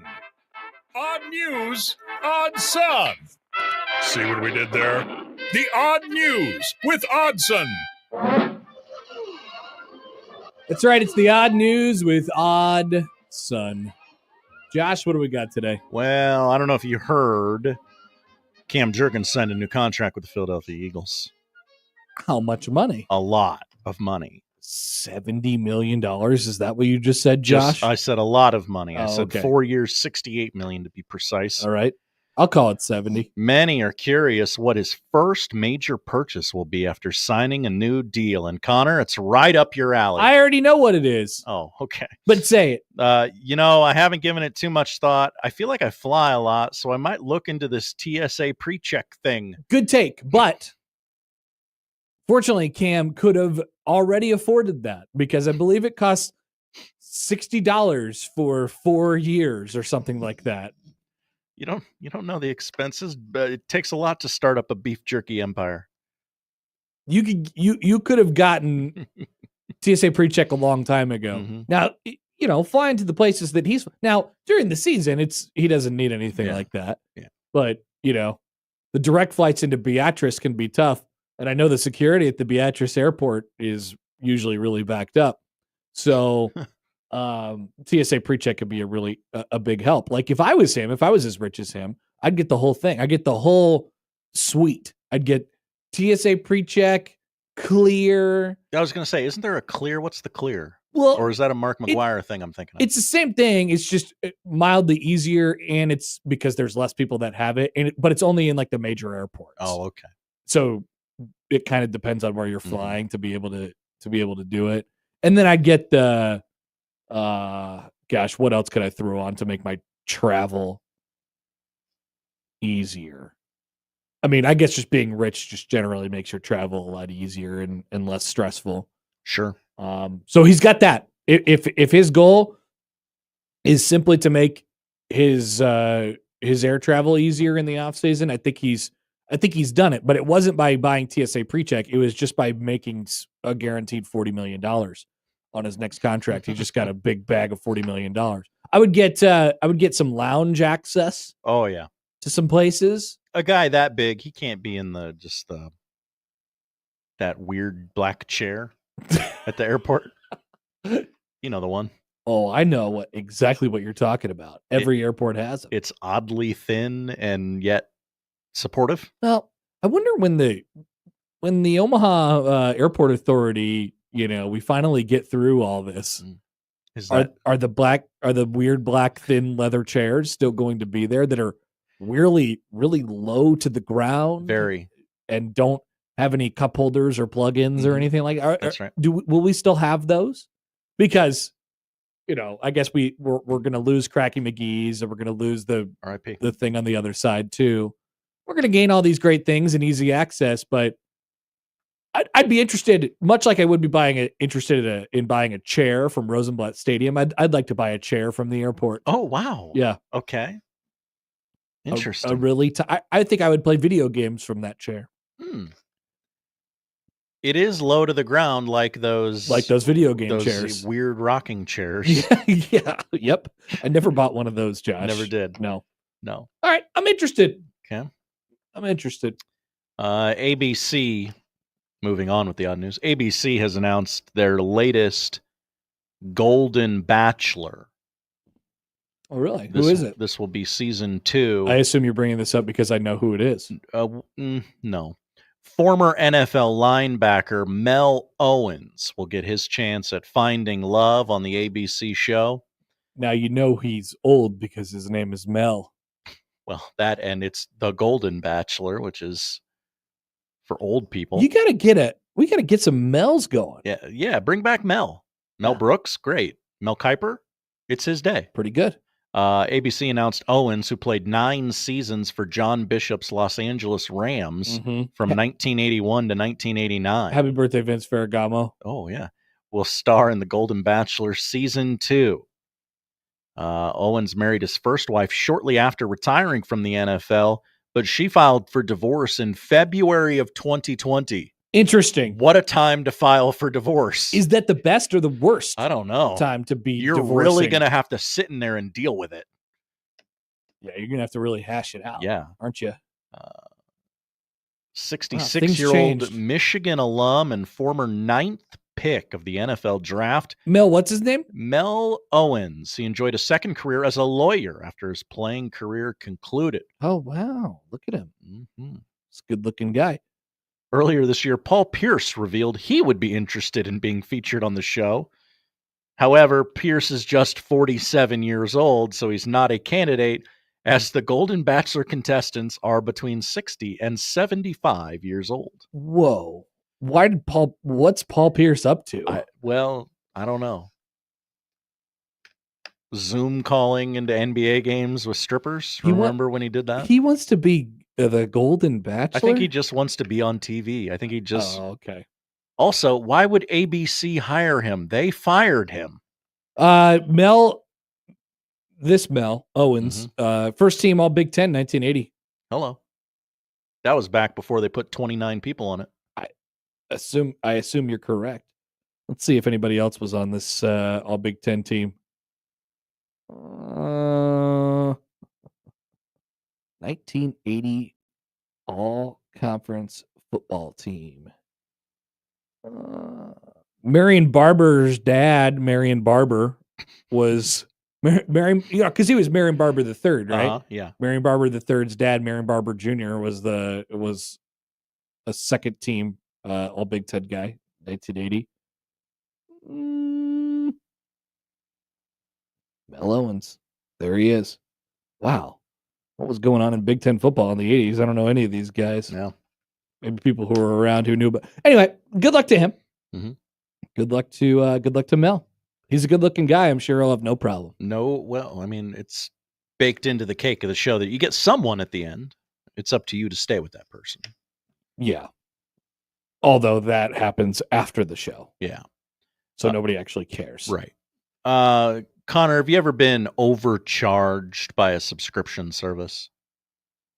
Nothing that comes up. You don't strike me as a person that balances their checkbook religiously. Well, I think I would. You would know, though. I think I would notice. Yeah. Would you notice if Masson, MASN Plus, the streaming service for all things Mid-Atlantic, charged you $8,999 instead of the agreed upon $89.99? I would. You would notice that? I would. Okay. I'm not that rich. Sam Cohn of the Baltimore Sun reporting that many who opted into the $89.99 cost of a season-long subscription to Masson Plus, as opposed to the $19.99 per month option, were hit with a head-rattling mistake. Wow. As they were charged $8,999 for the service. Wow. The subscription service quickly remedied the situation, though. Masson is aware of the issue that affected a handful of subscribers. Those impacted were contacted and immediately issued refunds for the additional charge. So if Masson said it was a handful, it was probably, 100?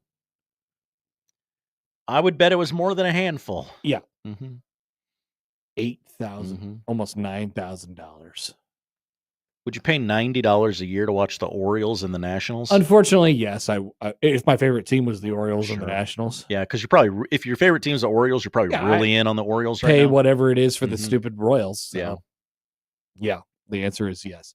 Cody writes in. Hi, Cody. On the airport chairs, there is no chance that I would want an airport chair at my house. Could you imagine how many people have farted in that chair? But that's the beauty of the airport chair, specifically the tiny ones, the tiny leather ones at Epley Airfield.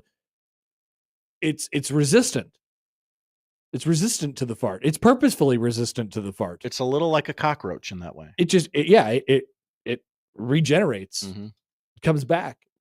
Those chairs, you can't mess those chairs up. None of those chairs have ever been damaged or anything like that. There's little kids who are getting ready to go to Florida for the first time in their lives, and they're jumping up and down on them. Mommy, mommy, mommy. Give me a breakfast burrito from It's The Godfather. 5:30. Calm down. Yeah, please sit down right now or jump on that chair some more. And then they get on the airplane and do it a little bit more. Now, the chairs from the airplane, different story. Whoa. I don't want one of those chairs. But although I maybe would use a flotation device, I could use the chair at the bottom of the chair as a flotation device. That would be nice. That's true. That's a good little feature. It's a relic. All right. It's a sign of the times. And I want to remember Epley Airfield as it was before it got really, really nice in 2028. That's what my goal is. All right. Thank you, Josh. Thank you, Connor. That is the odd news. We'll be back for the noon hour. Plenty to come on 1620 The Zone.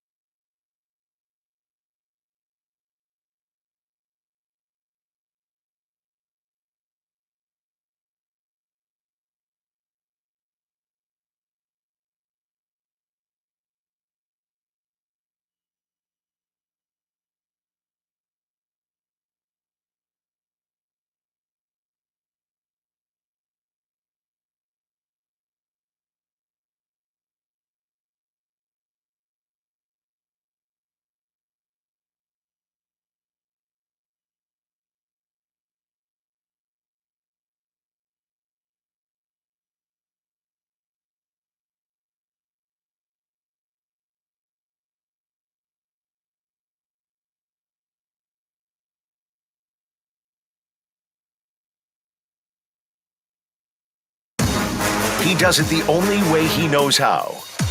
With his massive sports brain sprinkled with a smidgen of rabble-rousing. Let's get back to the Connor Happer Show on 1620 The Zone. Young Dylon is speaking at the Nebraska media availability today. Oh? He has a new nickname for Heinrich Harburg. Okay. He calls him Spirit because sometimes he gallops when he catches the ball. Oh, like the horse.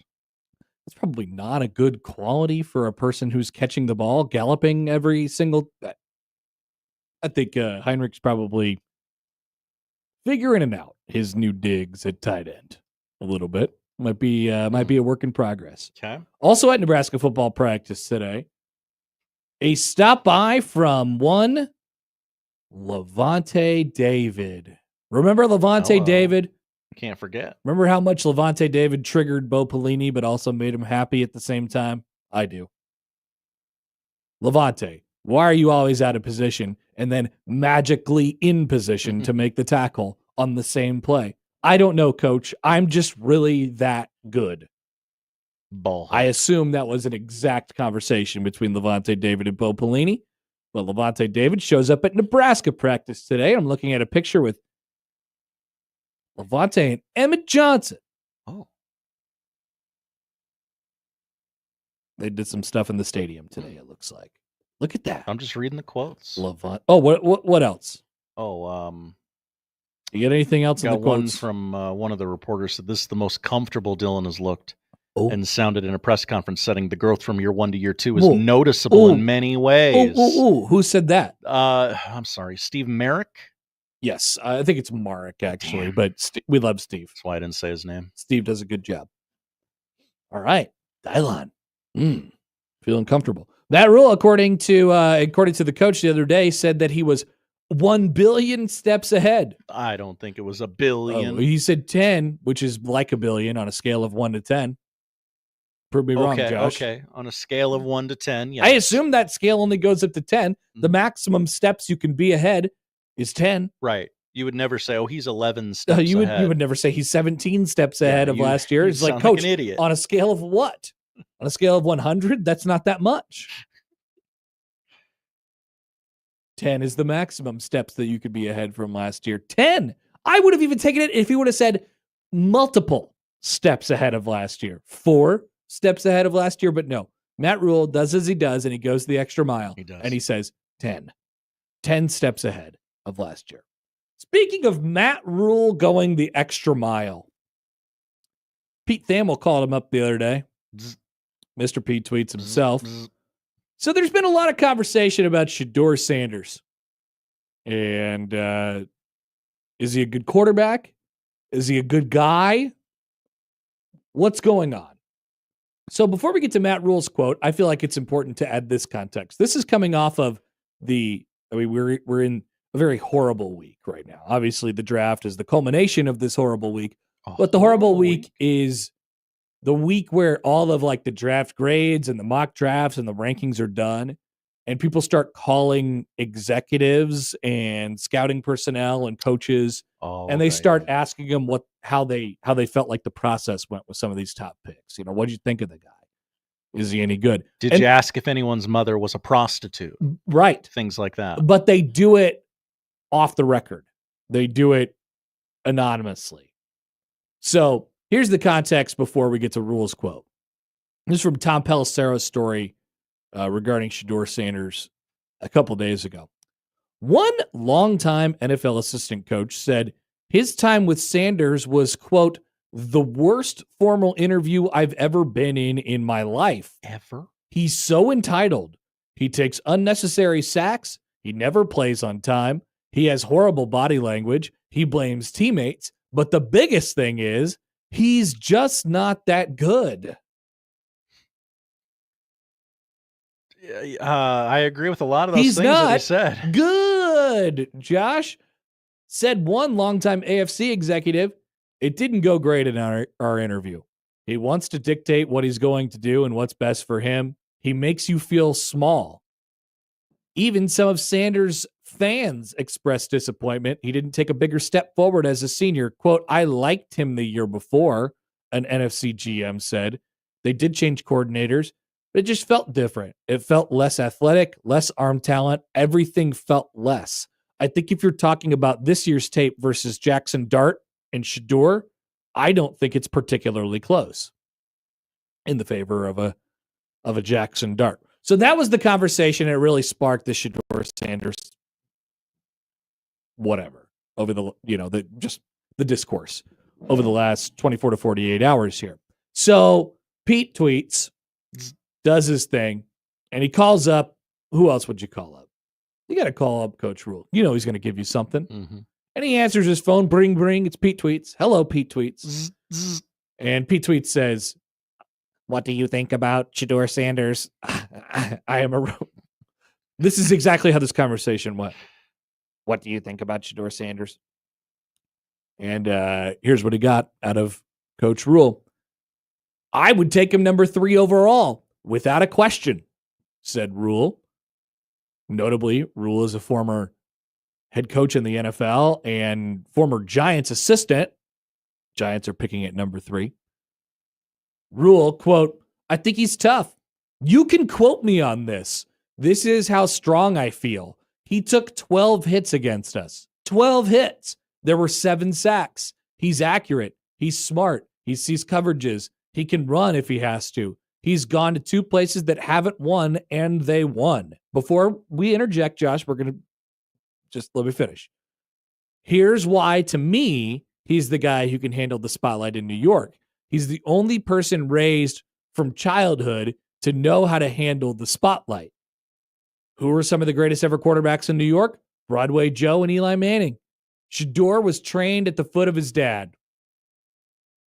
Little too on the nose about talking about feet and dad. Or was that exactly what he's trying to say? He's got a completely different demeanor. The spotlight there is so large. I think he'll crush it. Matt Rhule says, I have an opinion. Shedeur Sanders is the next great New York Giants quarterback. Anything you want to pick at in there, Josh? I like the flex of, he took 12 hits against us.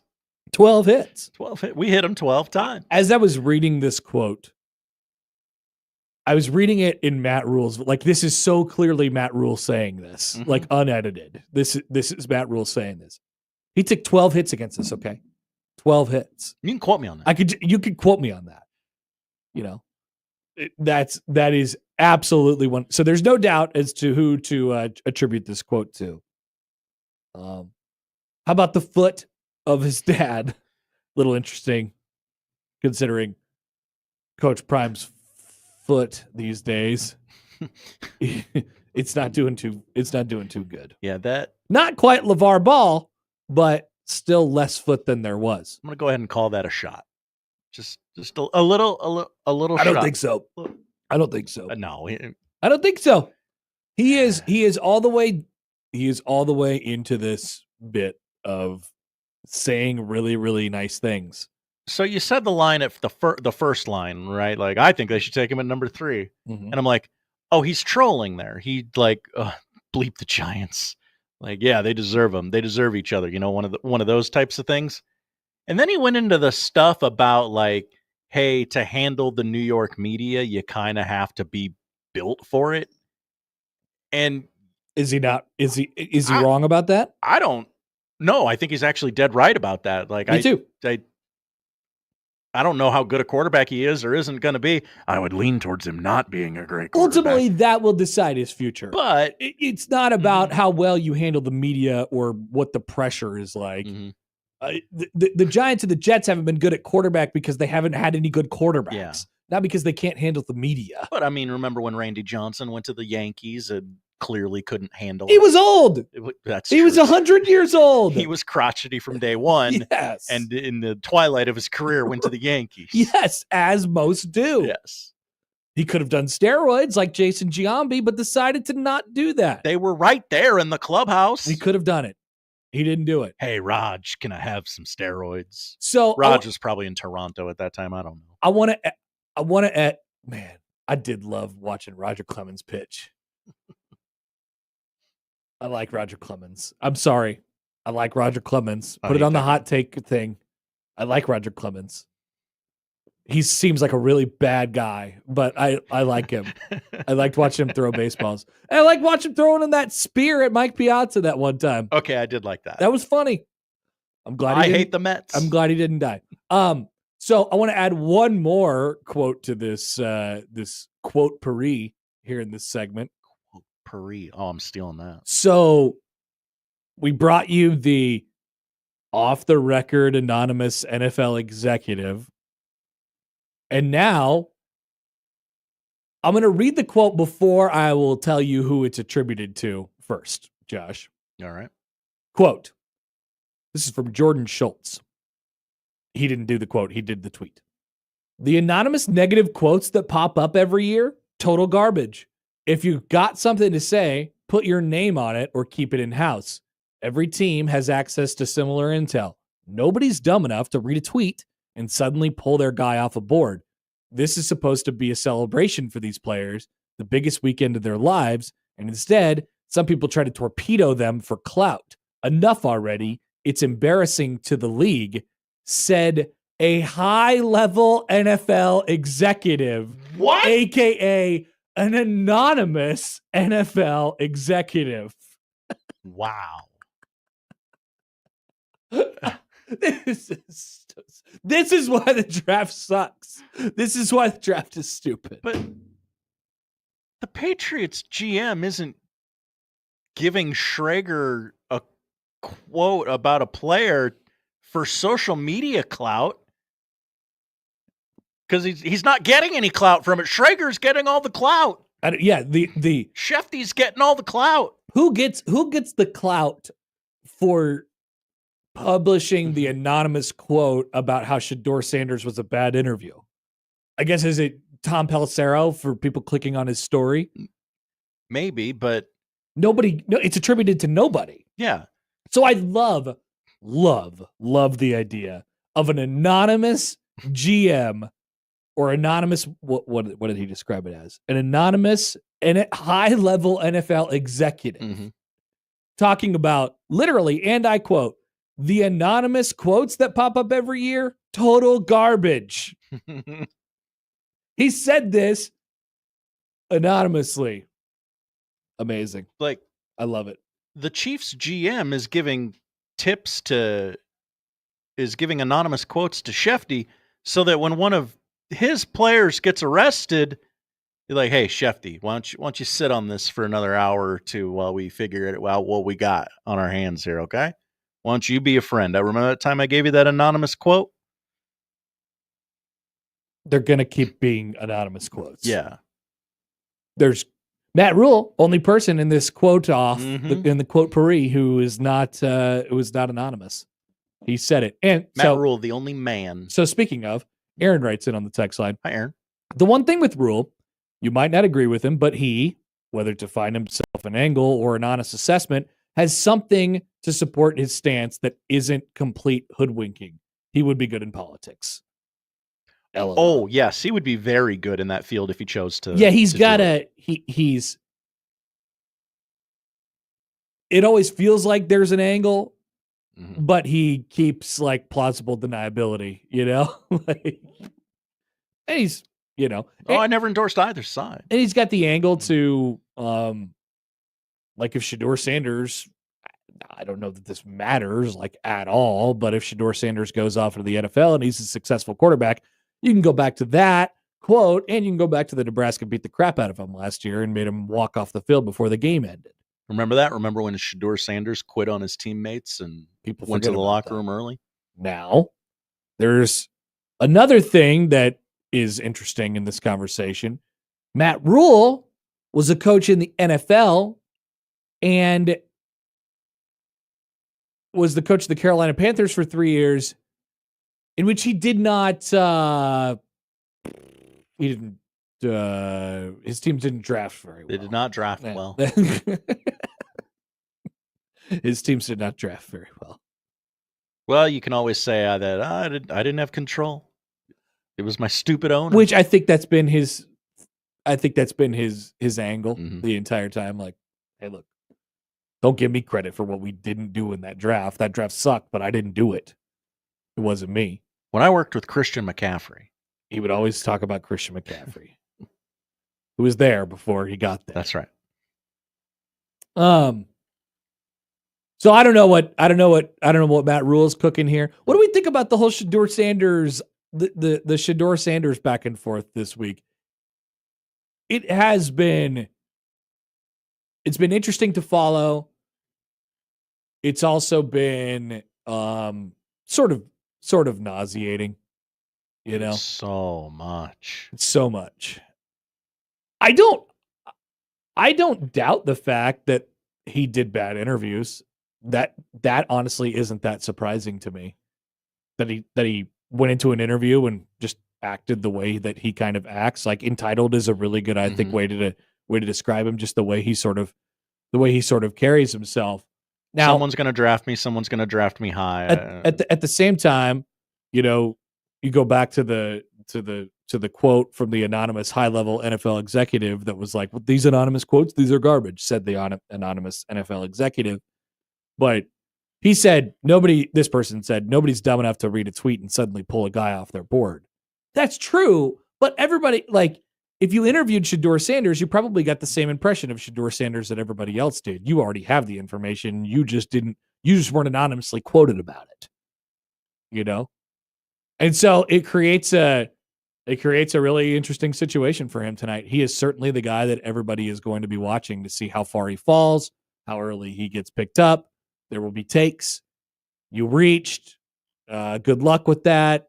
Or, if he falls back to the 20s or 15 or something like that, people are going to be like, oh man, they might have got.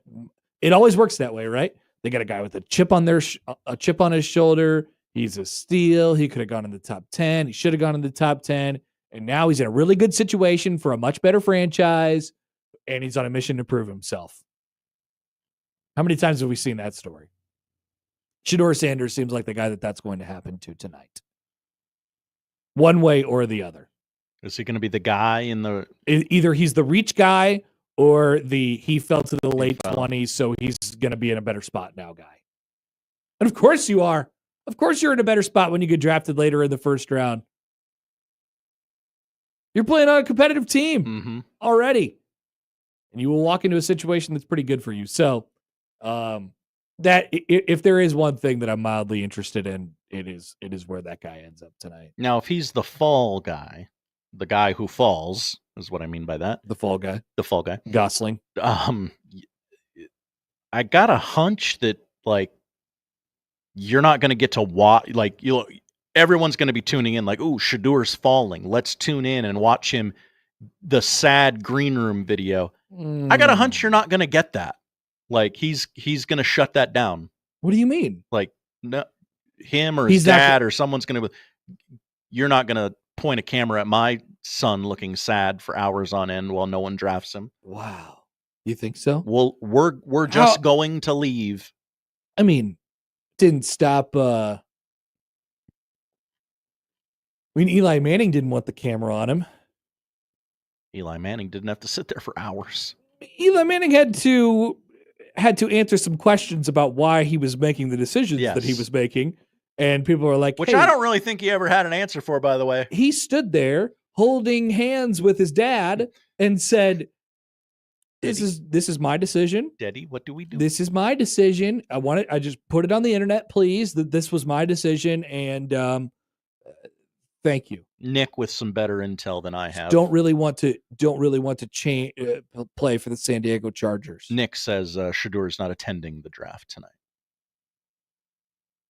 Damn. Wonder why. Where's the list of guys attending the draft? Yeah. Send us the list, Nick.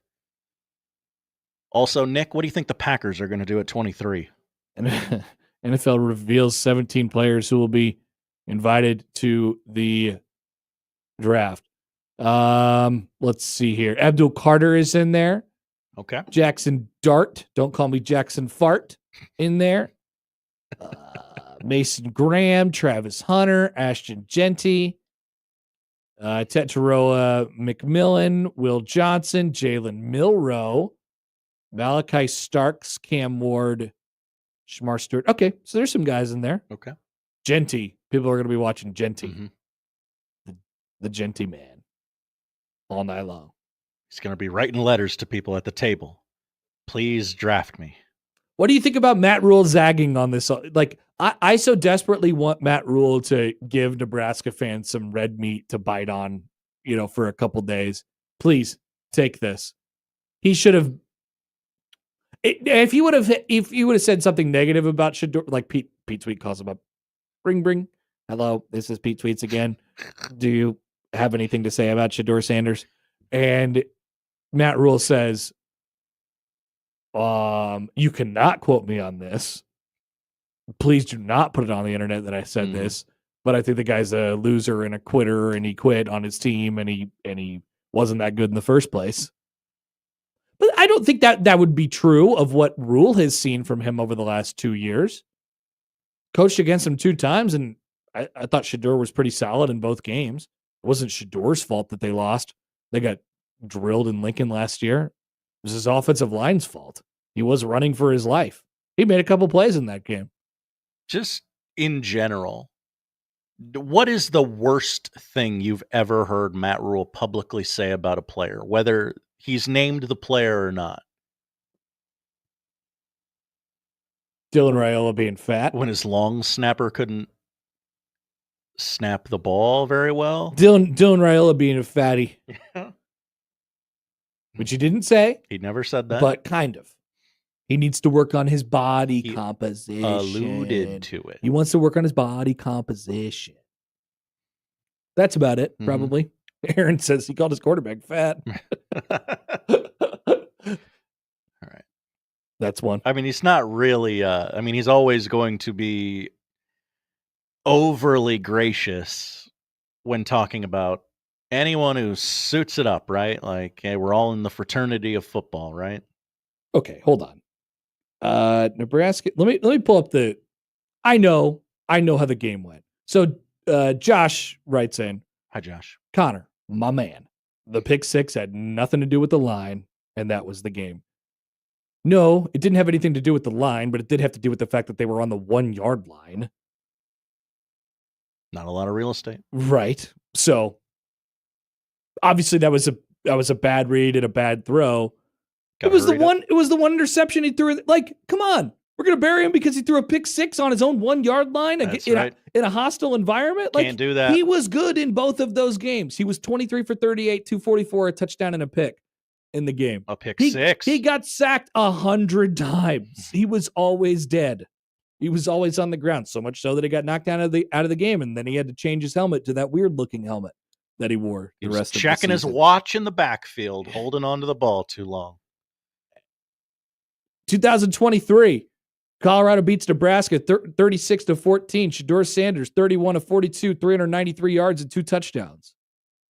Like we do have the thing. They were cheating. We do have the thing where we go a little bit too far with this as well. I don't think a ton of him as an NFL quarterback. I think he'll be fine, but give him a little bit of credit. He hung in there. Yeah, is that okay? Can somebody just be fine? Like, I understand we live in this world where they got to be a Hall of Famer or a complete bust. Yeah. What happened? Because we also live in the world where all the quarterbacks go in the first round. Like in a normal society where the quarterbacks aren't valued 40 times higher than every other position, he probably goes in the third and has no expectations. Like, I know there's mock drafts where there's like 1 or 2 quarterbacks being taken in the first round, and I'm like, that's not how the NFL draft goes. I know it's a bad quarterback class, but like, that's not how this goes most years. He absolutely definitely plays off schedule, plays behind schedule. Mm-hmm. But I would argue, so Josh followed up. He gets sacked because he doesn't get rid of the ball, and that's why his completion percentage was so high. Well, he also made plays because he doesn't get rid of the ball. Like, how many times did we see him sort of running for, and I get it, like that type of stuff doesn't work at the NFL level and this and this and this. But like when he was on time, I thought he was pretty good. He put the ball where it needed to be. And he made a lot of plays off schedule. Like I said, I can't tell you for sure that he's going to be a bust. I wouldn't draft him in the first 10 picks of the draft. But Matt Rhule would. So we'll see if Matt Rhule knows ball. Famously, as a NFL head coach, he did not know ball. But this is different, Josh. This is college, but it's kind of like the NFL, but it's college. All right, Michael Bruntz is going to join us on the other side. So much, hopefully Nebraska's press conference is done today. I believe it is. So we'll talk to Bruntz on the other side. Some baseball, some football in there. Don't forget, Kendra Wait of the Omaha Supernovas will join us at 1 o'clock. Still plenty to come on the Connor Happer Show on 1620 The Zone.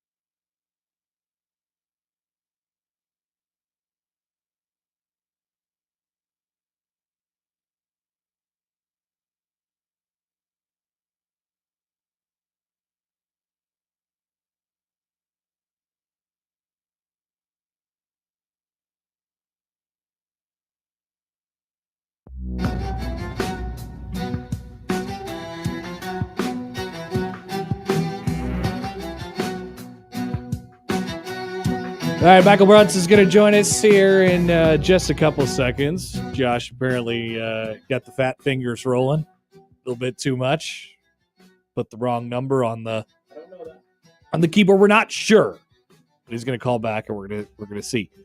Don't forget, Kendra Wait will join us at the top of the hour. We'll talk some Omaha Supernovas volleyball. We'll talk some Creighton volleyball and what that's going to look like going forward as well. I've seen that the Omaha Supernovas, by the way, they went to the zoo yesterday. We love the zoo, folks. All right, well, what's the verdict, Josh? He just didn't answer. I did dial correctly. Yes. I got the same voicemail message both times. Same result. Mhm. Okay. Well, we'll see what. So now he thinks I'm a jackass. Like, call me back to back, idiot. I'm no, busy. I think that's reasonable. It is Thursday, right? It is Okay. Thursday. Okay. It is 12:30. Okay. He's probably busy with the pressers. He's busy, that's but probably- now he's calling back. This is closed. yeah. No, we're not going to tell Michael that he can't come on the show anymore. All right. So Nebraska football just getting finished up with their media availability for today, as we're now joined on the hotline by Michael Bruntz, Husker 247. Hello, Michael. What's up? How are you? Not bad. Was it Pat Stewart today? Was he talking? Well, Pat Stewart time. I was only in the room for a little Pat Stewart, so but he was holding court. Oh man, was he talking about positional value and things like that? No, I mean he's like coming to Nebraska at a very whoa, just got cut off by a semi truck. Whoa, careful out there.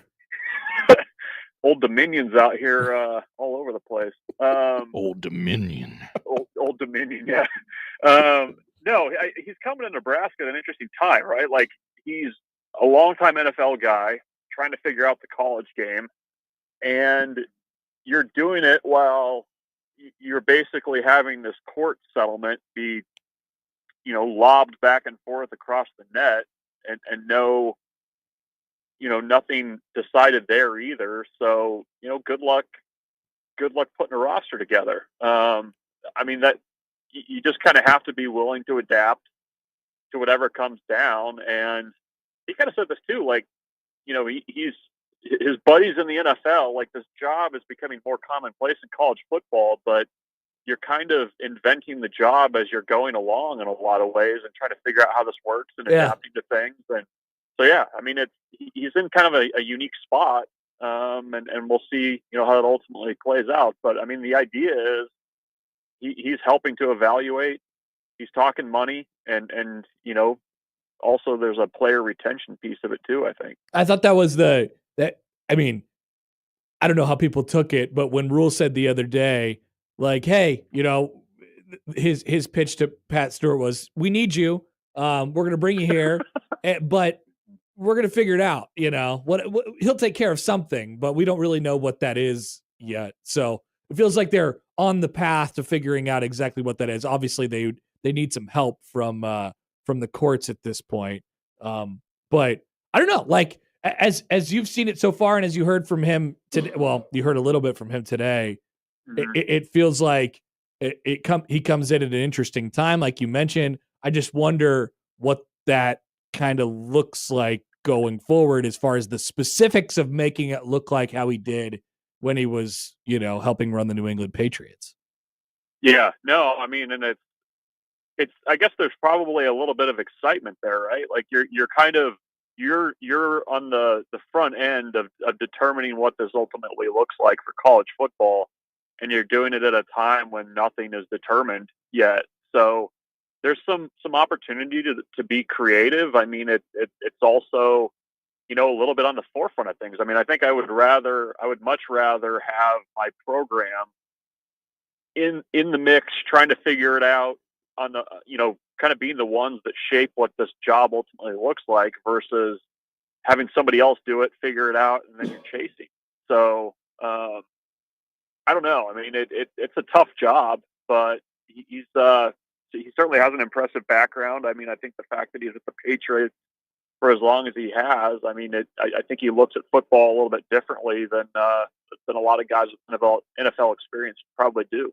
Bruntz, what do you think Dylan Raayola being 10 steps ahead of where he is, where he was last year, look like? Does it feel that way to you when he talks, or do you get that sense? Do you glean that from him when people talk about him?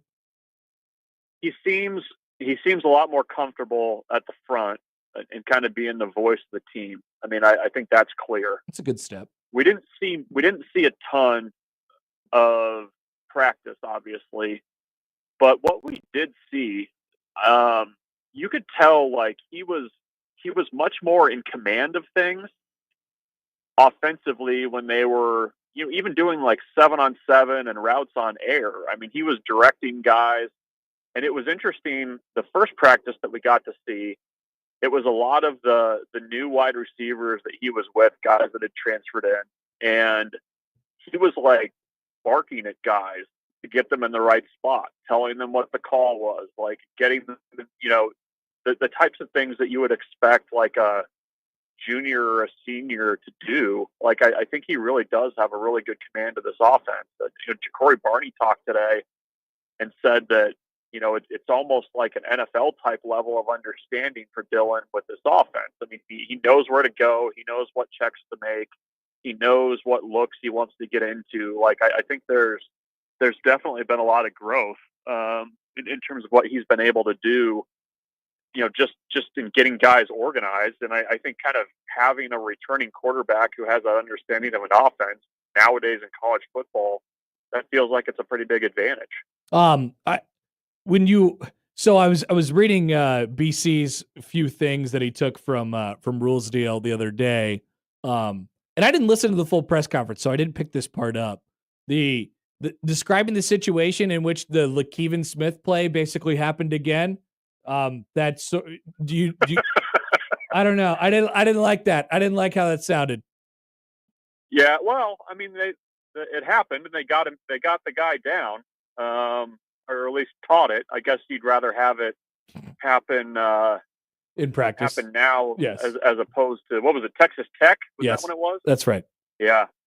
So as long as it's like the 11th practice of spring ball versus when the lights are all on and you're trying to win a conference game, I think that's okay. Yeah, it's probably okay. But I read this line and I didn't make the connection with LaKeven at first, but now my pulse is my heart rate went up a little bit when you said that. And BC added that Dana Holgorsen would have been on the sideline for Texas Tech during that point in time. So maybe this turns into like an oral history or series of the 2008 Texas Tech game, something like that. No, that was 2005 or 2005. Yeah. Oh man. Okay. And that was a weird year. I believe there was an overtime game against Iowa State maybe that year. Oh boy. The low scoring game against Pitt, I'm pretty sure that was 2005. Somebody can call in and correct me. The low score, the 7-6 game against Pitt was that year for sure. Okay. Yes. Tyler Palko, absolutely. Missing. There was many missed field goals. I think especially one at the end. Yeah, I think you're right. I think this is the 2005. People are definitely listening to this and they're like, "Oh my god, it was definitely 2005." But yeah. All right. So maybe that turns into an oral history at some point. Who knows? Baseball, Bruntz, as Nebraska baseball is coming off of a loss to Kansas this week. I feel like it's the same. We're a broken record every week with this segment. So they're going to Maryland. Everybody that they play in the 4 remaining Big Ten series are, basically at or below them in the conference standings. What is the thought at this point as far as like the end goal is concerned, or do you just play it kind of one weekend at a time and then see where you're at after a couple more weeks? You play it one weekend at a time. You try to win series. You sweep when you have the opportunity. That was, I think, why the Northwestern series was. You won the series, but was a little disappointing because that was probably a sweepable series for Nebraska. And like you said, everybody's in the bottom half of the Big Ten. They're all generally in the same area record-wise. They're all going to be sweating out potential trips to Omaha for the tournament. And you just got to, we should sponsor this segment somehow for can they get momentum? Yeah. Is this the week? And you just got to find a way to play consistent baseball over multiple weeks. And they just have not done that yet. So yeah, I feel like we focus too much on the momentum now because it clearly isn't about that with this group. We got to figure out something else.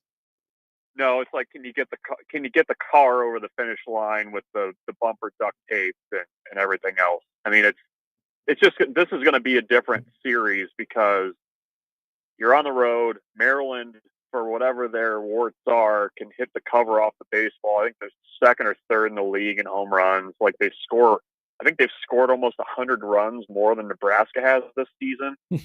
So you're going to have to keep the ball in the park, and your offense is going to need to be ready to stand in there and trade some punches with a decent offense. So that's the order for the weekend. Yeah.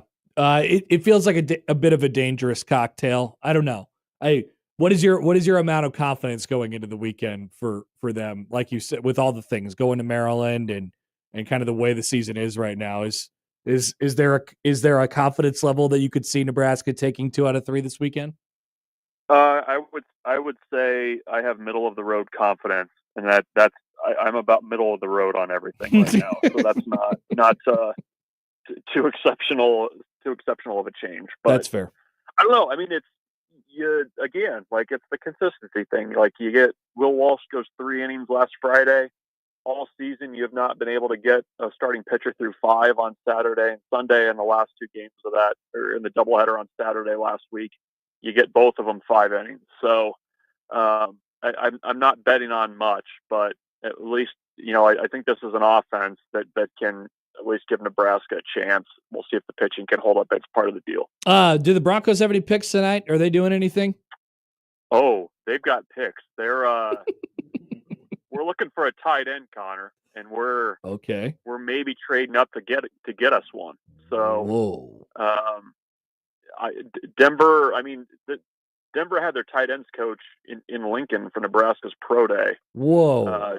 Just looking at Thomas Fedoni. Not saying like early pick, but they're really turning over stones to see if they can get some difference makers at that spot. Sean Payton loves the tight end spot. They have not been good at the tight end spot. They're going to get a tight end. Everybody wants the guy from Penn State. Everybody wants Warren. Yeah, I would not be surprised if it's the guy from Michigan, if they work a little dealio there to get up and maybe get there.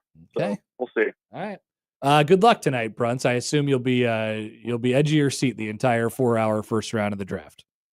Yeah, I was telling Robin Washit as we were leaving, it's nice this year to not have to be sweating if your team's going to take a quarterback that you don't want. So finally, it's good to be in that spot as a Bronco fan. Yeah, you and Robin have kind of just traded off years for the last decade. It seems like that conversation.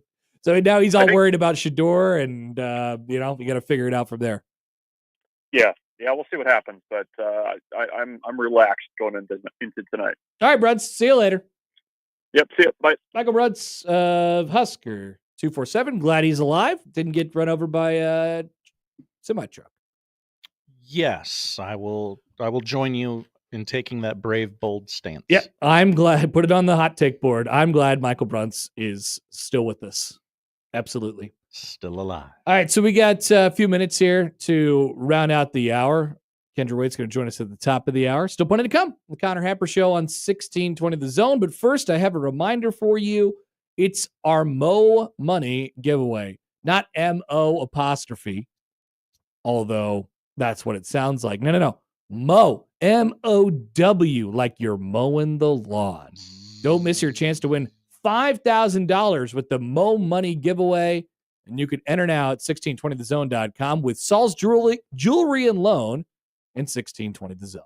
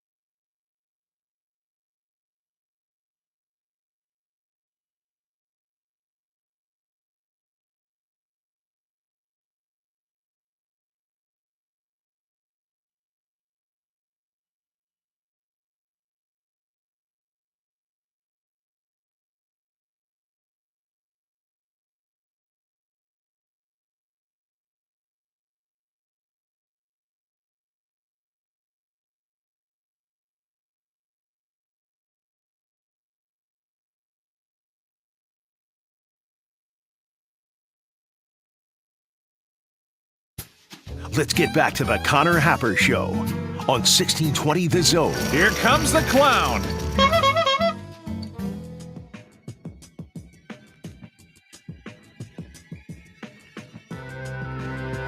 Welcome back. Connor Happer, Josh Oddson with you. Here on the, it's a Thursday. Keep forgetting that. It is a Thursday. Yeah, Thursday. Wednesday. That was yesterday.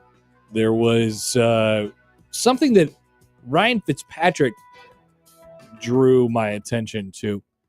So, Ryan Fitzpatrick, the former journeyman quarterback, now of television with his dear friend Andrew Whitworth and his hoodie and his suit jacket. That's right.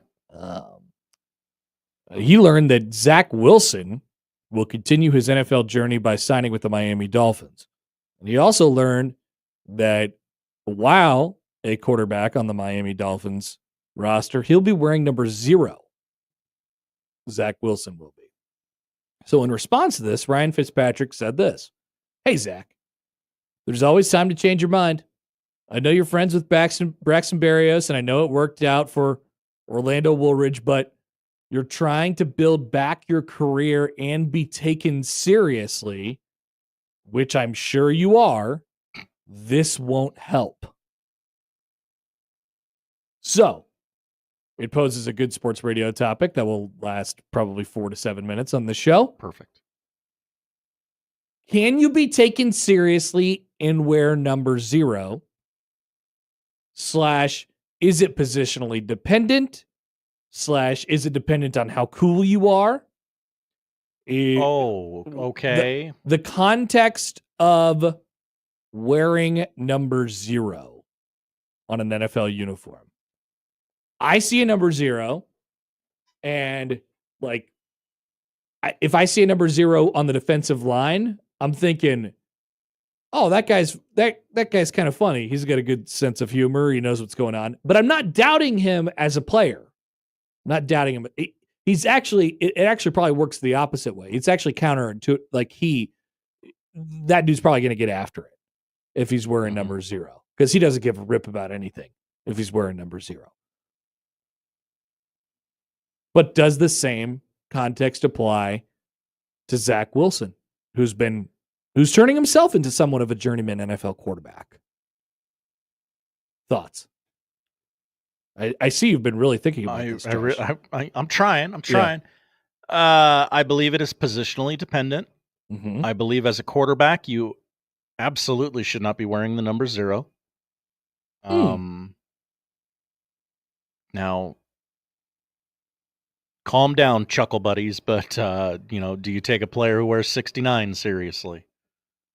No. Yeah, not at all. Right? No, but it's because the only people that could wear 69 is offensive linemen, or really that's it. I mean, offensive linemen or defensive linemen, basically. Right. So if I see those guys, I have no doubt that they could kick some ass. But they do it with a little bit of a flair. They do a little bit. They have a sense of humor. Or they were just assigned 69 and they don't care at all about what number they are, in which case they're still getting after it and they're still kicking butt because they don't care about stupid things such as what your number is. I feel like Roquan Smith is the one player that was a good number 0 for the Ravens. That's who I picture. Okay. During my very crude research while you were setting up this topic. Give me some examples of some cool number 0s and some bad number 0s. Marcus Mariota. The only quarterback to wear 0, and he did that at his time in our nation's capital. I agree with Ryan Fitzpatrick. Also, there was a very weird line in there from Fitzpatrick, which I'm sure you're trying to do. You definitely are doing that. You're definitely trying to be taken seriously, right? Mm-hmm. Okay, some notable number 0s in the National Football League. First, a text that came in from Venmo Chris. Hi, Venmo Chris. This is such an old man topic. I know, but we have 5 minutes, so here we are. Keon Coleman, Bills. Roquan Smith. I don't know if I'm on board for that. Okay. You know what? Give me the rest of them. I think I'm almost ready to rule. Shaq Griffin, Texans, 2023. Not bad. Okay. Not bad. Braxton Berrios, obviously. We went over that one. Horrendous. Braylon Allen of the Jets last year. No. DeAndre Swift, Eagles, 2023. He was 0? That's what this article from BetMGM is saying. Okay. My source for the NFL. Thank you, BetMGM, with your... What? They got a slideshow you're looking at, Josh? No, I thought it was going to be for sure. Calvin Ridley of the Titans for 2 years. I remember that. I didn't love it. I didn't love it. Okay. I'll tell you, I did not love it. So I am ready to rule. Okay. I'm out of number 0.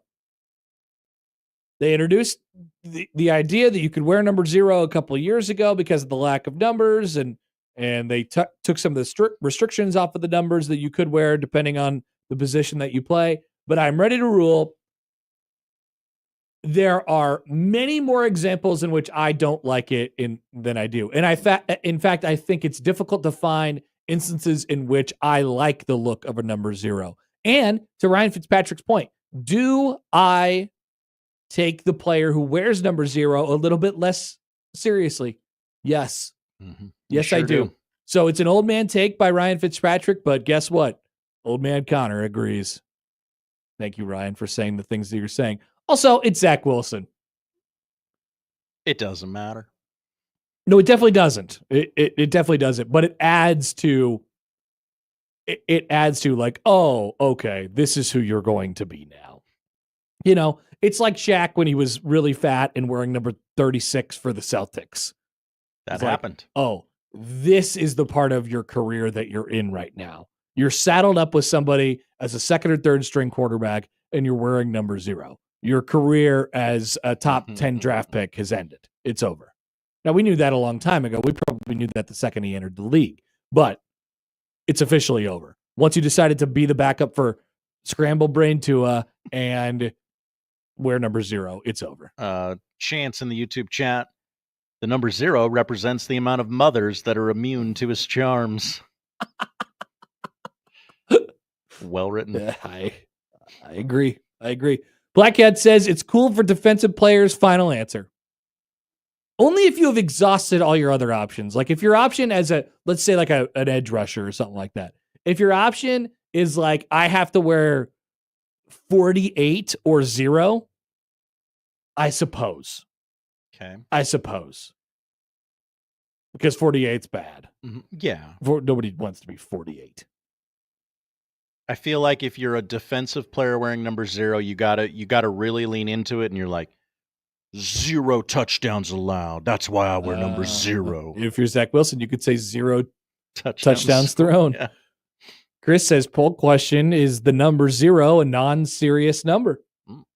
Ryan Fitzpatrick thinks that is the case. John emails in. Hi, John. Exactly is the subject line. You and Josh are finally on board. No, you can't take number 69 seriously. That's Turner Corcoran's number. Oh, no! That guy sucks. Love the bit, John. Keep it going as long as you possibly can. All right, we're back. Let's talk a little bit of volleyball. Kendra Wait will be a really good guest. We'll talk to her about obviously what's going on with the Supernovas as they gear up for the postseason coming up in a couple of weeks, but also her career at Creighton and what comes next, and the shock to her upon finding out that Kirsten Bernthal Booth wasn't going to be the volleyball coach at Creighton anymore. We'll talk about that with Kendra next on 1620 The Zone.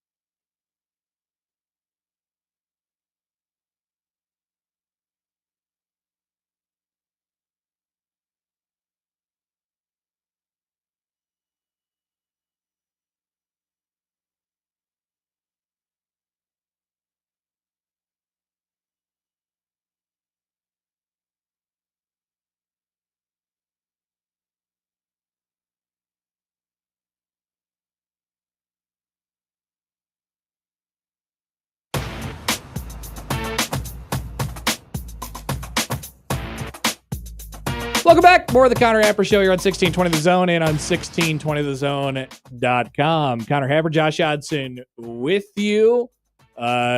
Continuing, we're going 2 weeks in a row here with the Omaha Supernovas. Last week we talked with Allie Batenhorst. Just 4 matches left in the regular season, and the last 2 regular season matches at home this weekend, Friday and Sunday for the Supernovas. We're joined now on the hotline by Kendra Wait of the Omaha Supernovas, former Creighton Blue Jay. Kendra, hello. How have you been? Hello. Good. It's been really fun. It's crazy. Our home season is wrapping up here real quick. It is. Take me through your first pro season. I is immediately into this after your college career wraps up. What's the adjustment been like for you, and how have you liked this season being a professional? Yeah, it was a pretty quick turnaround. I think I got about 10 days off from the time my college season ended to when we reported for team camp. So it was a quick adjustment, but it's been so much fun. This season has definitely been challenging in its own ways.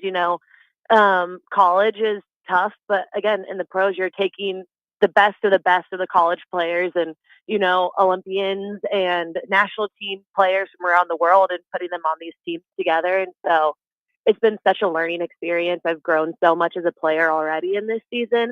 And I think just being able to go out there and have fun with this group of girls has been a blast so far. Correct me if I'm wrong on the timeline here. Was the draft was the draft going on when the season was still going on, or was it like one day after? I remember it being very close. Yeah, no, it was while season was going on. It was like mid-November. Okay. It was like right before tournament season, before like Big East tournament and NCAA tournament started. And yeah, it was kind of crazy to go through that process of like thinking about the future and like going through the whole draft process and then being like, okay, yay, you're drafted. Okay, now back to college season and finishing out, what an amazing season we had with Creighton this past year. And so it was kind of strange in that regard. But again, such a cool experience, the whole draft process, and that it's streamed and just making it so fun for everyone involved. And then, yeah, getting to kind of put it away, go finish out season, and then getting right into it as soon as it was over with. Well, you mentioned it's been a little bit different from you for you.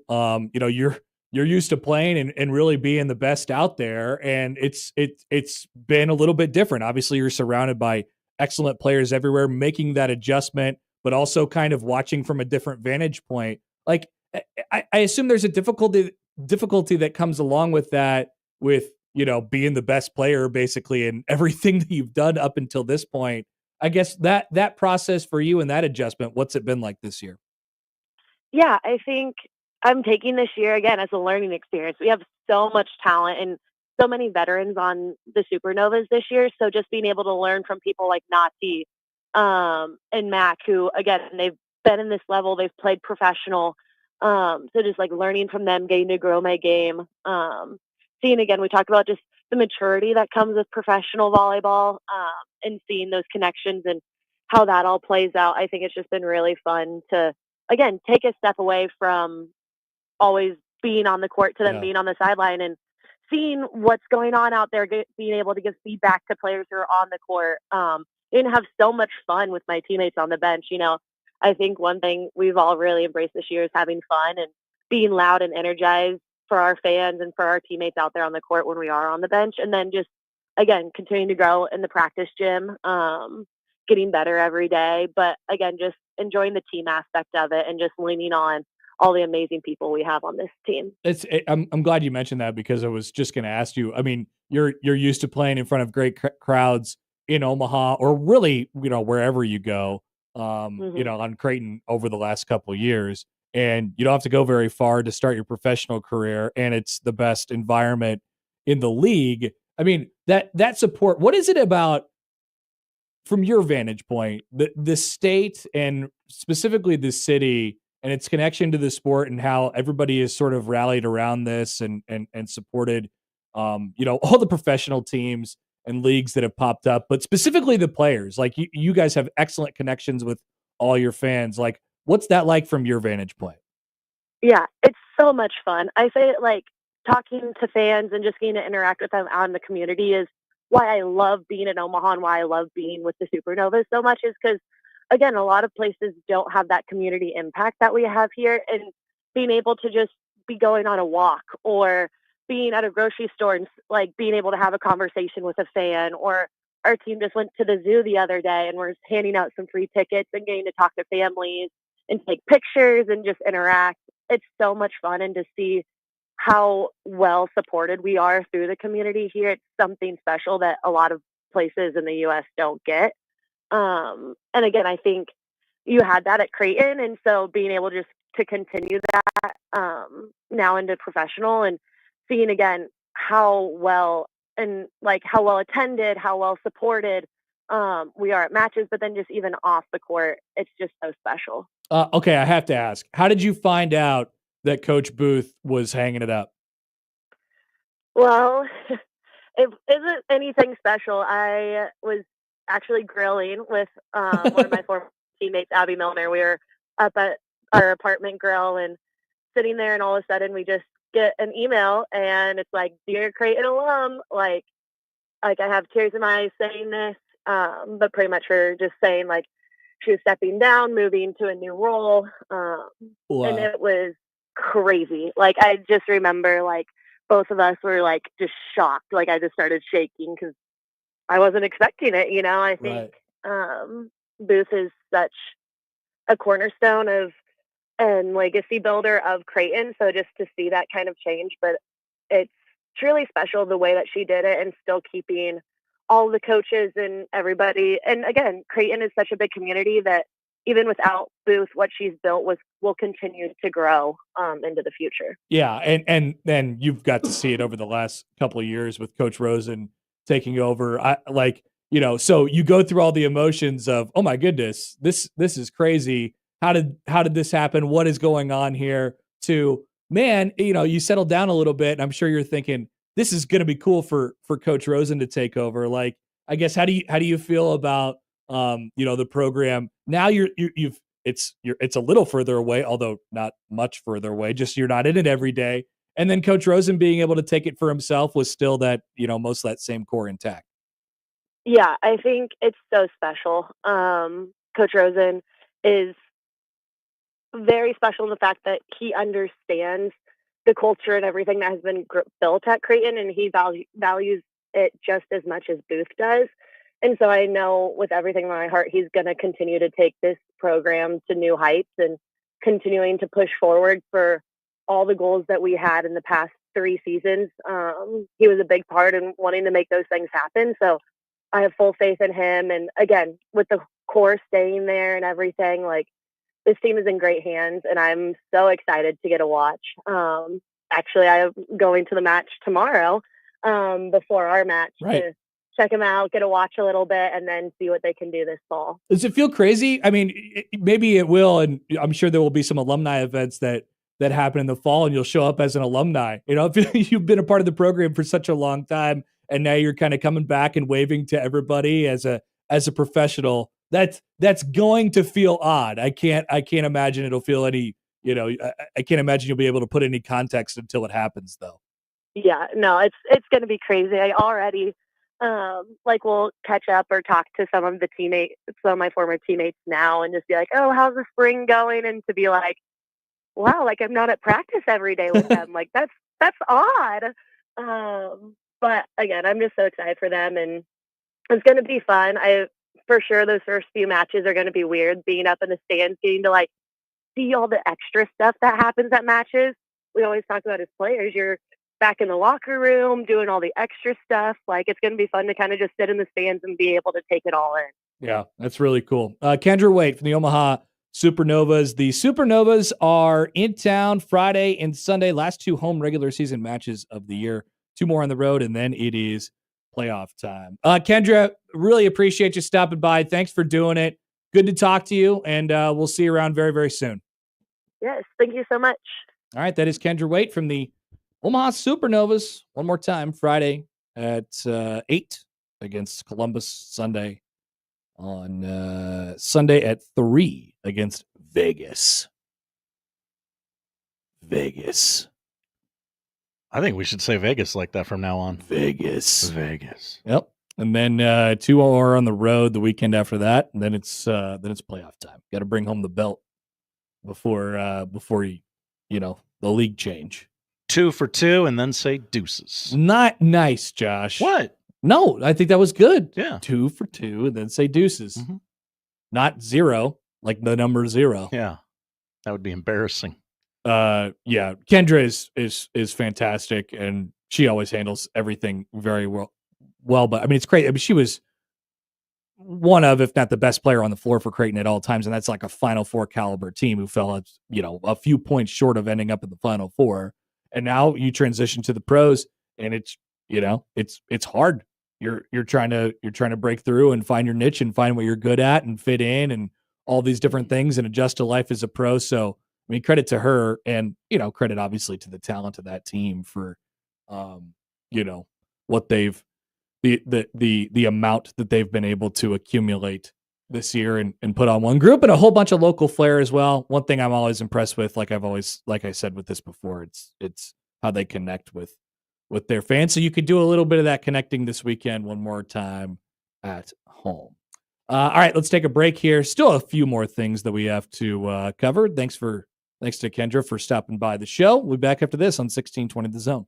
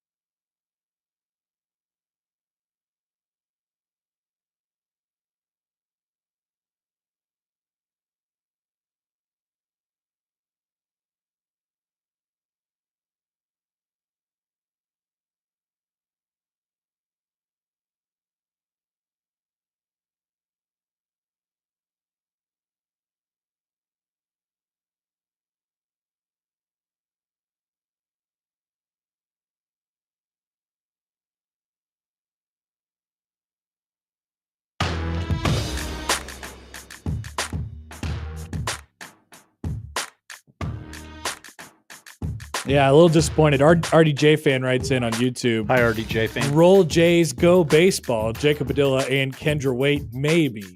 No, she didn't drop in a Roll Jays, go baseball. But that would have been amazing if she did. And as Platcat asks, we did not get her takes on what the Packers will do at number 23 tonight. Oh, man. You should start the crossover with that. What do you think the Packers are going to do at 23? Yeah. People are asking all around town. People are. A lot of Packers fans in this town. It's not a bad question. I thought genuinely he was going to ask about what Nebraska ball's up to. Yeah. Like, what do you think of this Kendall Blue guy? See, you know, he's Nebraska ball Mike, so you pigeonhole him like that. You're right, Josh. I'm sorry. The man has other interests. My apologies to Nebraska ball Mike. I haven't talked about this yet. Judges, Josh. Ah, yes. My name is Judge. Aaron Judge? No, they don't chant this judge's name weirdly in the outfield. Bunch of weirdos. Maybe they should. You ever seen those videos of those idiots? Yeah. I shouldn't say idiots. I'm sure they're not idiots. I bought the seat that was closest to Aaron Judge. But they stand out there. It's just this guy, and I don't know what his name is, probably Paulie or something like that. And he's Vinny. Yeah, and he well, it used to be Bald Vinny, but I don't know what happened to Bald Vinny. Oh. Anyway, it's this one guy, and he puts his hands up to his mouth. Hey, yo, Aaron Judge. And then they start chanting Aaron. And then just so he can turn around and go like, it is bad. It's almost as bad as Zach Hampel. Anyway, not that judge. Judge Claudia Wilkin. She's in charge of college sports right now. Oh. Yesterday, she had an opinion. And that's how she started it. I have an opinion. I have an opinion. And it turns out that the opinion of this particular judge at this particular moment, as it pertains to college sports, is extremely important. So what she essentially said yesterday, her opinion was this. Remember, a couple weeks ago, she looked at the settlement and said, this is a good settlement. I like this settlement. But lawyers, scurry back into your little holes and come up with something where we don't immediately cut roster spots around the country. In football, this is the most common. Now, it's interesting because we're not taking away a bunch of opportunities from college athletes, but specifically the football realm, that is the case. Walk-on programs would really not be allowed to exist anymore. Nebraska is one of the schools that this really impacts the most because their roster would have to be cut down from like the 135 area to 105. And what the judge said a couple weeks ago was go back to your little holes and you come up with a way where we could grandfather this in. Now, the news yesterday is that Judge Wilkin has ordered the House settlement to figure out how to phase in roster limits or else. She has set an old tomato, Josh. She will deny the settlement. She will take the settlement, crumble it up, say Kobe, and throw it in the trash. That would be cool. If she did that. That would be sweet. Kobe. Just kidding. There's no changes coming to college athletics right now. Kobe. I worked so hard. Why are you doing this? Sorry, back to your little holes. Kobe. Kobe did not play college basketball. No, that's right. If there would have been a settlement, then maybe he would have, because then he could earn revenue sharing. She brought it up as a concern a couple weeks ago, and now she's saying the lawyers responded and they said, look, man, it's already started. It's too late to stop. We can't redo this settlement. You cannot And then she said, oh, yeah, I will Kobe the settlement into the trash can. Kobe! You got to stop yelling Kobe, lady. No, she can't. She's going to throw the settlement away. So it's a bit of an ultimatum, Josh. They have to figure this out. And this is a big deal because Kobe loved ultimatums. Kobe Because here's why it's a big deal. You heard Matt Rhule talk about this over the last couple of weeks. And I believe one of his lines a week or two ago was that he has never been more convinced that the roster was going to be hard cut down to 105. He's like, this is happening. We're taking steps in this direction. We are going to have to get it to 105. Well, this represents exactly the opposite of that. What the judge is saying is almost assuredly there is not going to be a 105-man roster limit next year for Nebraska football or anybody else around the country. Either there will be no settlement at all, you won't have a settlement, Kobe, or you fix it and change it and we'll be able to grandfather it in, which is the heavy favorite. Yeah, why would you not just... Is the heavy favorite. All right, pare it down over the next 3 years. No, it's too late. We've already written so many things. My hand is cramped horribly from writing. I couldn't write another word. Chris writes in, hi, Chris. Poll question, is it a must to yell Kobe when you throw a paper away in the trash can? All right. For me, it absolutely is. When's the last time you Kobe'd a paper into a trash can, Josh? Oh, I'll bet it was sometime this week. Absolutely. I think I Kobe'd one. Well, I didn't have to because the space I was in was very small. I Kobe'd a sheet into the trash can on Tuesday. Okay. It's been less than 48 hours since I last Kobe'd a sheet of paper into a trash can. Read it back to me. I want to make sure I get the phrasing right. Is it a must to yell Kobe when throwing trash into the trash can? When you throw your paper away, when you throw, whatever. Okay. Yeah, whatever it is. I think you got it. It is up at Happer Show. I got to see the wording on this. It's important. Yeah, it is important.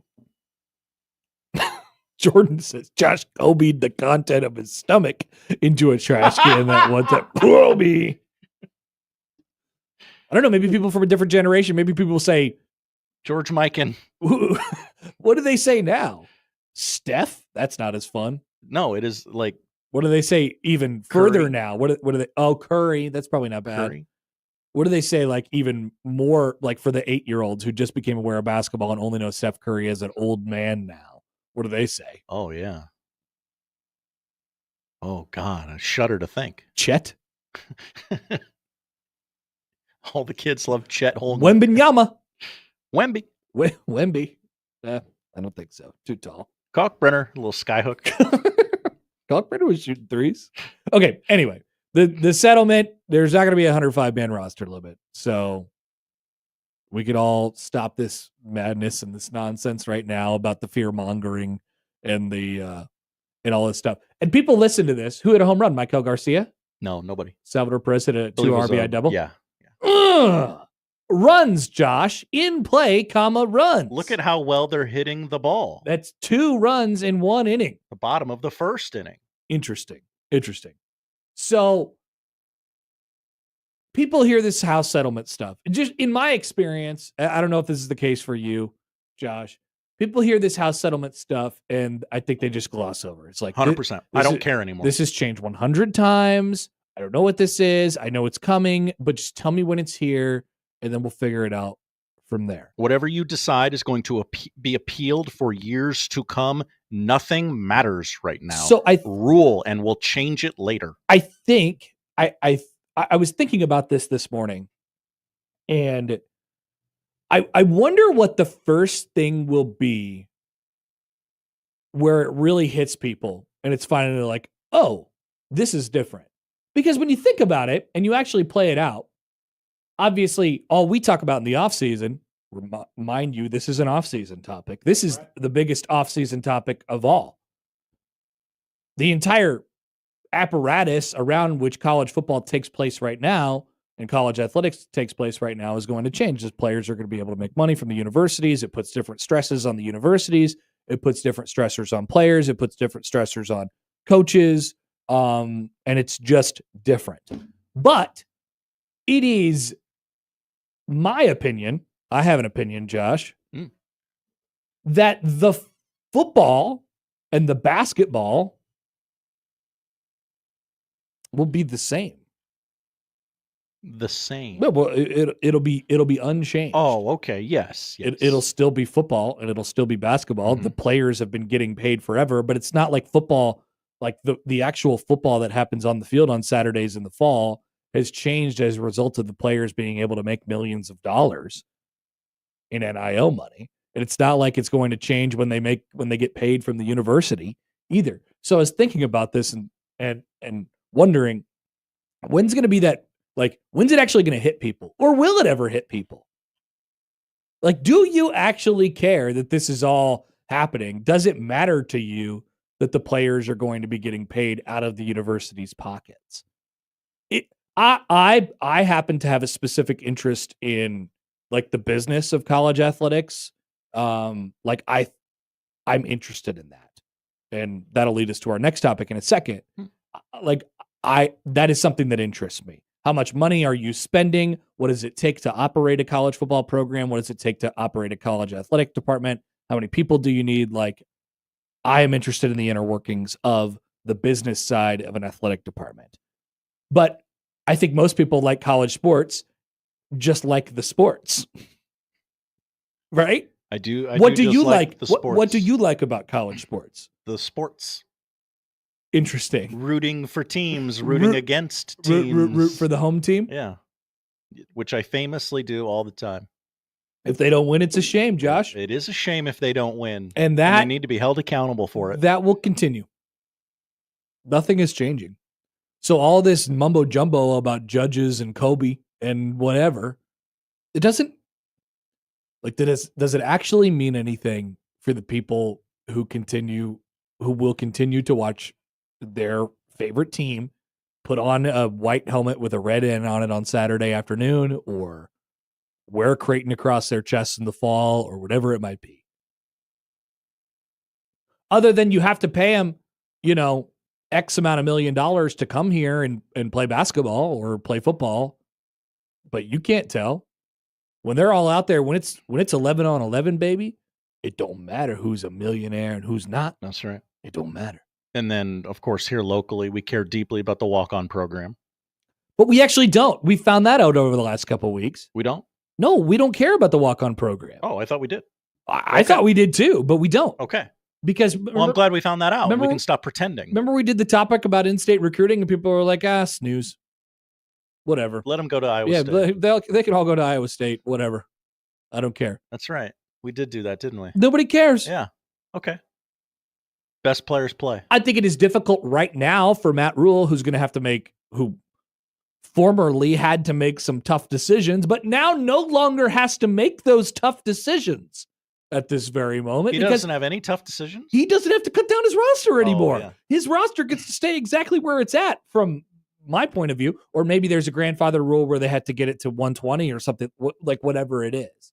But there's not going to be a hard cap on this year because the judge is going to Kobe the settlement into the trash can. So they don't need to trot them out there and play a fake game of football on Saturday.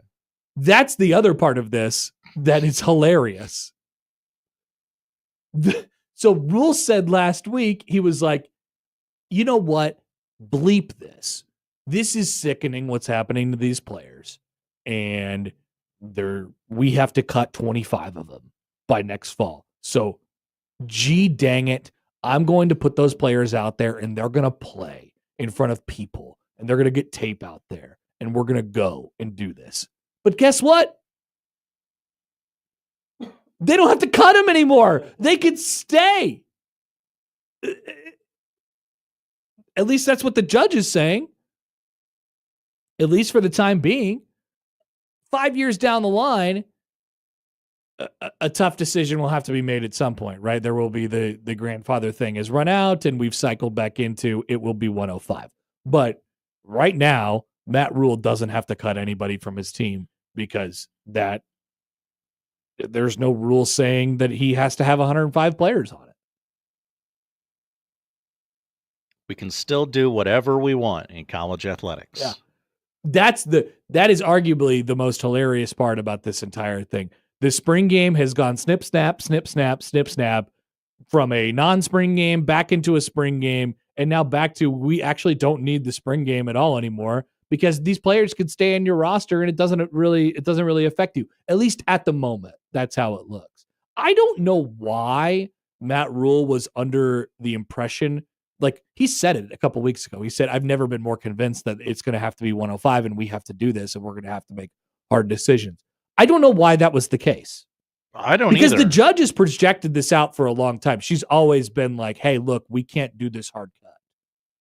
And I mean, a couple of weeks ago, I said the appeals process alone would drag this out to football season, and you wouldn't have a firm ruling on it has to be 105 and it has to be 105 on August 1st or whatever. Like yeah, but you don't know until you know, right? That, right. So no, this is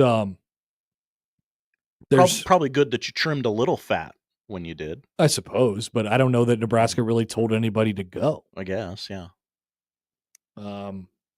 Chance writes in a chance, not Chance. Oh, Chance C. Chance C. Walk-ons are cool stories when we are winning. Walk-ons are less cool when we are losing all the time. I think that's the main point. Mm-hmm. Then we have great pride in our walk-on program. John emails in. Hi, John. What do you think this is about? On Judge Wilkin. Thanks, Judge Wilkin. Now there is no way that number 69 gets cut from the team. It's a good bit. Anytime he gets the opportunity, he will talk about Turner Corcoran and him being bad at football. So the next topic, I'm interested in the business of the sports and things like that. So there, I don't want to get into like the background of this too much, but there's this college football Twitter account out there that is like tweeting possibly inside information, it's or just information. It's a burner account, right? And they were wondering about the top spenders in 2024. Hey, and they said that Nebraska was the biggest increase in spending. Oh. Year over year, which I totally buy, to be regardless of what the source here is. I absolutely buy. And then I saw the report from this was sort of floating out there over the last couple of days. The total operating revenue for Nebraska football. Total operating revenue for Nebraska football. $128 million. $128 million. $128,145,086 to be exact. That's a lot of dollars. It is. I'm glad you said that. Basketball, men's basketball, $17.5 million. Doesn't seem like that much. Well, it's still a lot.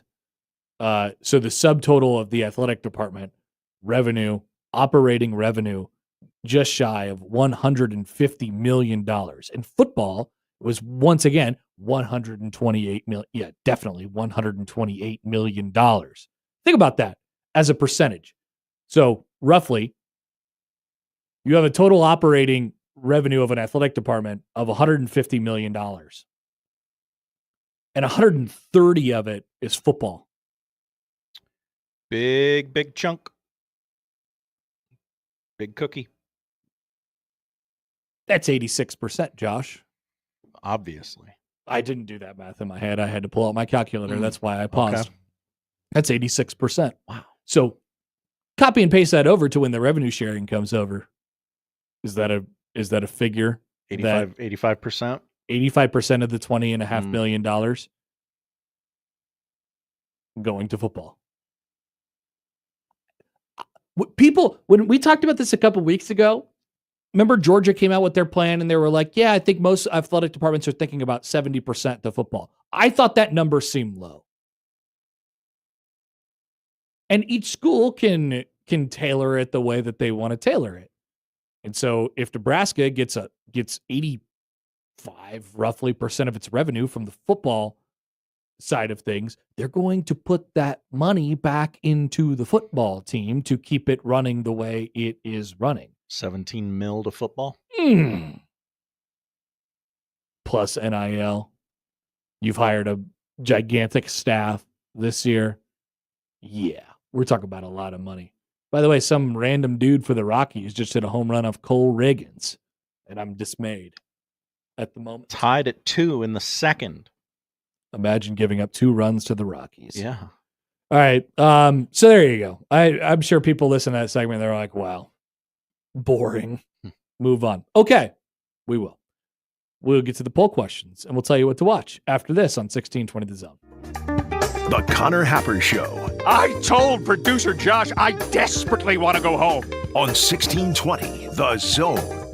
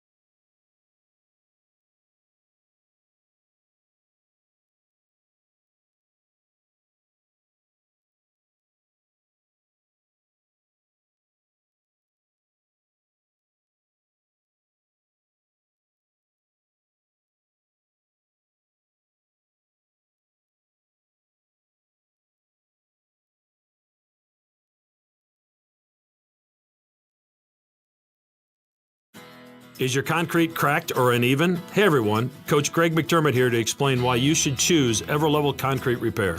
Many people think they need to replace broken concrete, but repairing it provides durable protection and comes at a fraction of the cost. Everlevel provides permanent repair solutions to fix your concrete and protect it against future damage, and it all comes with a long-term transferable warranty. They offer free inspections to walk you through the entire process. Call Everlevel Concrete Repair today.